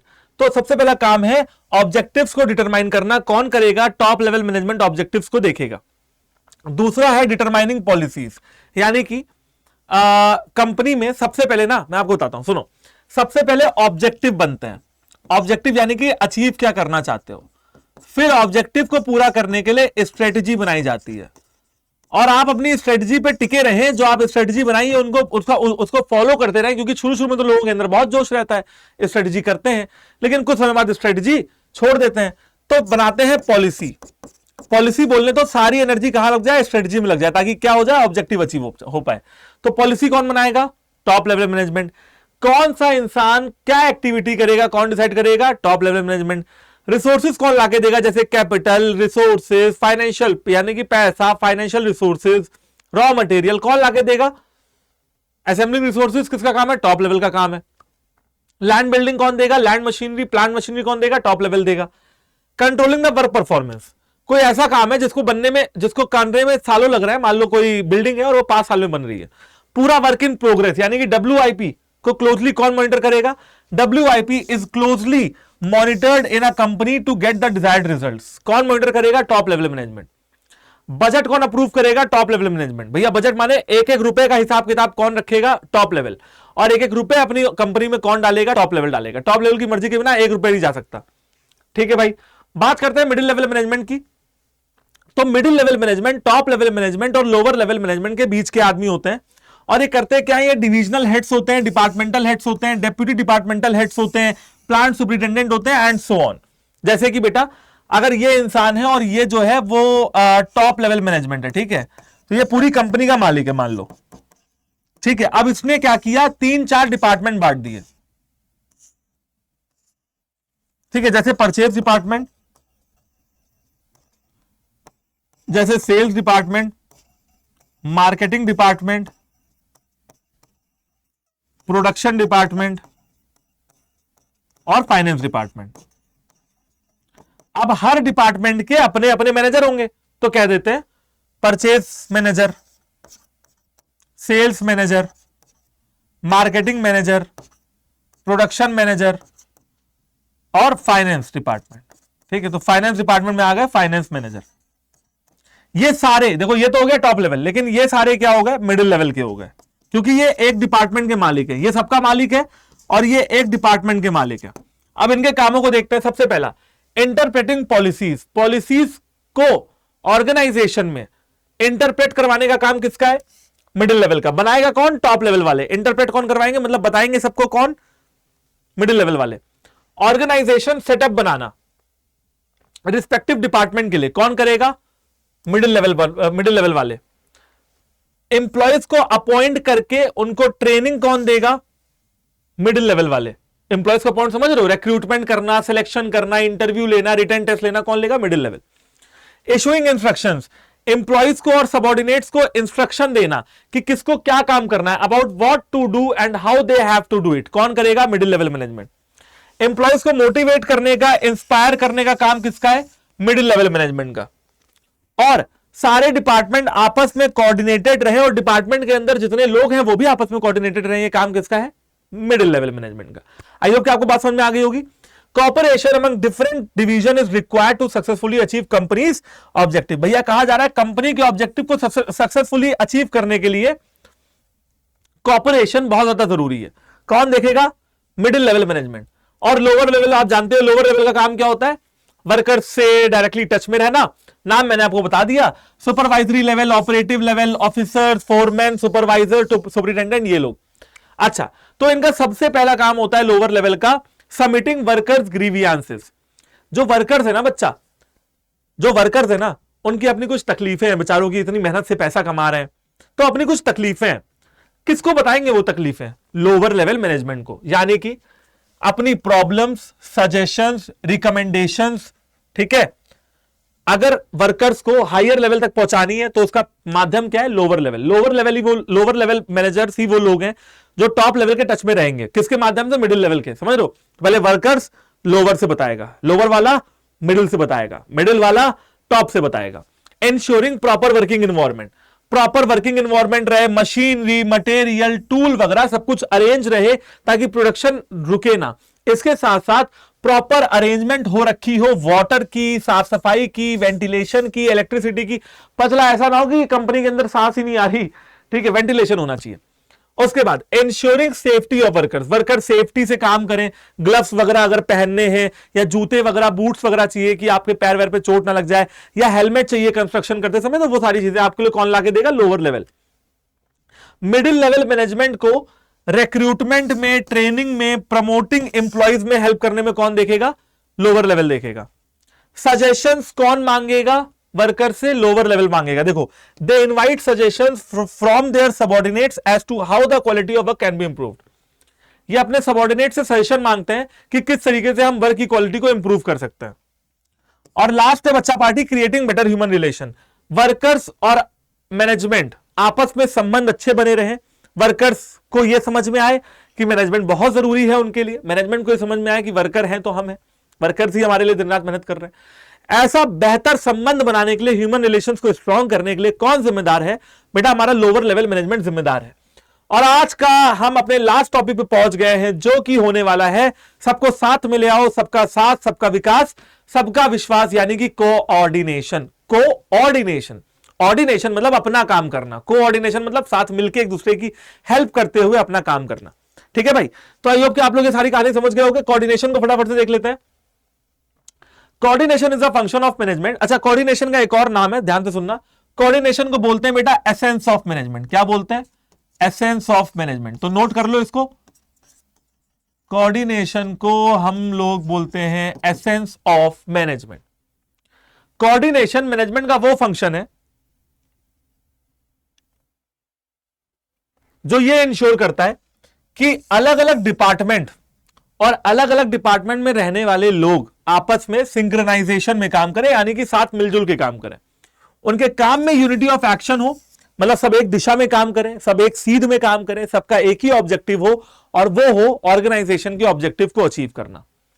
Okay, coordinated रहेंगे तो हार्मोनी आएगी, एकता आएगी, शांति आएगी, पीस आएगी। ठीक है, तो हार्मोनी बहुत जरूरी है। Coordination is an important aspect of any group effort where an individual is working, there is no need for coordination. Coordination एक ग्रुप एफर्ट के लिए इंपॉर्टेंट एस्पेक्ट है। फर्ज कीजिए इंडियन क्रिकेट टीम को 11 के 11 खिलाड़ी खेल रहे हैं, लेकिन अपने लिए खेल रहे हैं, क्या टीम जीतेगी? नहीं। पहले उनका धर्म है टीम को जिताना, फिर अगर सेंचुरी बन जाए, 2-4 विकेट ले ले तो अलग बात है। ठीक है, तो किसी भी ग्रुप एफर्ट्स में कोऑर्डिनेशन बहुत जरूरी है। और अगर आप इंडिविजुअली काम कर रहे हैं तो कोऑर्डिनेशन की जरूरत ही नहीं है। चलो भाई, बात करते हैं कोऑर्डिनेशन के कुछ फीचर्स की। जैसे कि सबसे पहला है इनकरेज टीम स्पिरिट। अगर आप साथ मिलकर चलोगे, कोऑर्डिनेटेड रहोगे, तो आपकी टीम स्पिरिट थोड़ी बढ़ेगी। प्रॉपर डायरेक्शन, हर इंसान चलेगा एक ही सीध में, प्रॉपर डायरेक्शन होगी, प्रॉपर, भाई सब लोग एक ही, अगर हाथ पकड़ के चल रहे हैं, जैसे माँ बाप आपको मेले में ले जाते थे तो बचपन में, या मेले में या कहीं घुमाने, पता नहीं आप लोग मेला गए हो कि मॉल गए हो, ठीक है, आई डोंट नो। तो अगर मान लो आप मेले भी गए हो या मॉल भी गए, तो माँ बाप कहते थे बेटा कभी हाथ मत छोड़ना, ठीक है, हाथ मत छोड़ना, साथ मत छोड़ना। क्यों कहते थे? क्योंकि जब भी वो कहीं भी जाएं तो आप भी उनके साथ जाओ, मतलब प्रॉपर डायरेक्शन आपको मिलती रहे। फैसिलिटेट मोटिवेशन, एक बंदा काम कर रहा है, दूसरा बंदा काम नहीं कर रहा है, जो काम नहीं कर रहा है वो दूसरे वाले को देख के कम से कम कुछ सीख तो सकता है ना, कि हम सब एक ग्रुप में हैं और हमें भी अच्छा करना है। Make optimum utilization of resources. Coordination का पहला काम यह कि आप रिसोर्सेज को प्रॉपर तरीके से यूटिलाइज करें, वेस्ट ना करें। ऑब्जेक्टिव को क्विकली हेल्प होती है ऑब्जेक्टिव को जल्दी से अचीव करने के लिए। ऑर्गेनाइजेशन में प्रॉपर रिलेशन, प्रॉपर संबंध बने रहते हैं, एफिशिएंसी बढ़ती है, गुडविल ऑर्गेनाइजेशन की बढ़ती है। गुडविल का क्या मतलब बेटा? आपकी अच्छी इमेज, कॉर्पोरेट इमेज आपकी बनती है ऑर्गेनाइजेशन में। एंड अब बात करने वाले हैं प्यारे बच्चों इंपॉर्टेंस ऑफ कोऑर्डिनेशन की। तो इंपॉर्टेंस क्या है? सबसे पहले मैंने आपको बताया वही सारी चीजें, अगेन कुछ कुछ रिपीटेड पॉइंट्स हैं। जैसे कि सबसे पहले इंपॉर्टेंस क्या है? यूनिटी इन एक्शन, आप एक ही दिशा में काम करते रहेंगे। रिसोर्सेस आप बचा के चलोगे, रिसोर्सेस का वेस्टेज नहीं होगा। रिसोर्सेस 3 तरीके के होते हैं, चलिए मैं आपको यहां बता देता हूं। सबसे पहला आता है फाइनेंशियल रिसोर्स, यानी कि पैसा। दूसरा आता है बेटा फिजिकल रिसोर्स, यानी कि लैंड, बिल्डिंग, प्लांट, मशीनरी। और तीसरा आता है ह्यूमन रिसोर्स, यानी कि इंसान। ठीक है, तो इन सारे रिसोर्सेज का इफेक्टिव तरीके से यूटिलाइजेशन होता रहे, वेस्ट ना हो समय का वेस्ट बिल्कुल ना हो। ठीक है, समय बिल्कुल खराब ना हो, पैसा बिल्कुल खराब ना हो, कॉपरेशन बना रहे, टीम स्पिरिट बनी रहे, कॉन्फ्लिक्ट यानी कि लड़ाई झगड़े और डिस्प्यूट ना हो लोगों में, रिकंसिलिएशन, अगर लड़ाई झगड़े हो जाए तो आपस में मतलब मना भी ले, प्रोडक्टिविटी बढ़ती रहे, प्रोडक्टिविटी हाई रहे, मतलब समय कम और काम ज्यादा, सिनर्जी यानी कि पॉजिटिव एनर्जी बिल्डअप रहे तो बहुत अच्छा है। कोऑर्डिनेशन को एसेंस ऑफ मैनेजमेंट भी कहते हैं, मतलब मैनेजमेंट का एक एसेंशियल पार्ट है। और अंत में अंत भला तो सब भला, जो कि है गोल और ऑब्जेक्टिव भैया हमारे पूरे करवा दो, बाकी ये सब करवाओ चाहे ना करवाओ।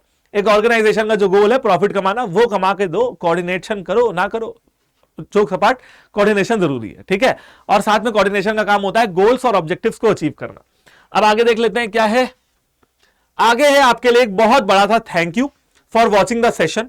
आई होप, आशा करता हूं कि आपको ये वन शॉट का क्लास बहुत अच्छा लगा होगा, जहां पे मैंने आपको डिटेल्ड स्टडी करवा दी है पूरे nature and significance of management chapter की। ये आपको बहुत ज्यादा काम आने वाला है, आपकी स्टडीज में बहुत ज्यादा रोल होगा।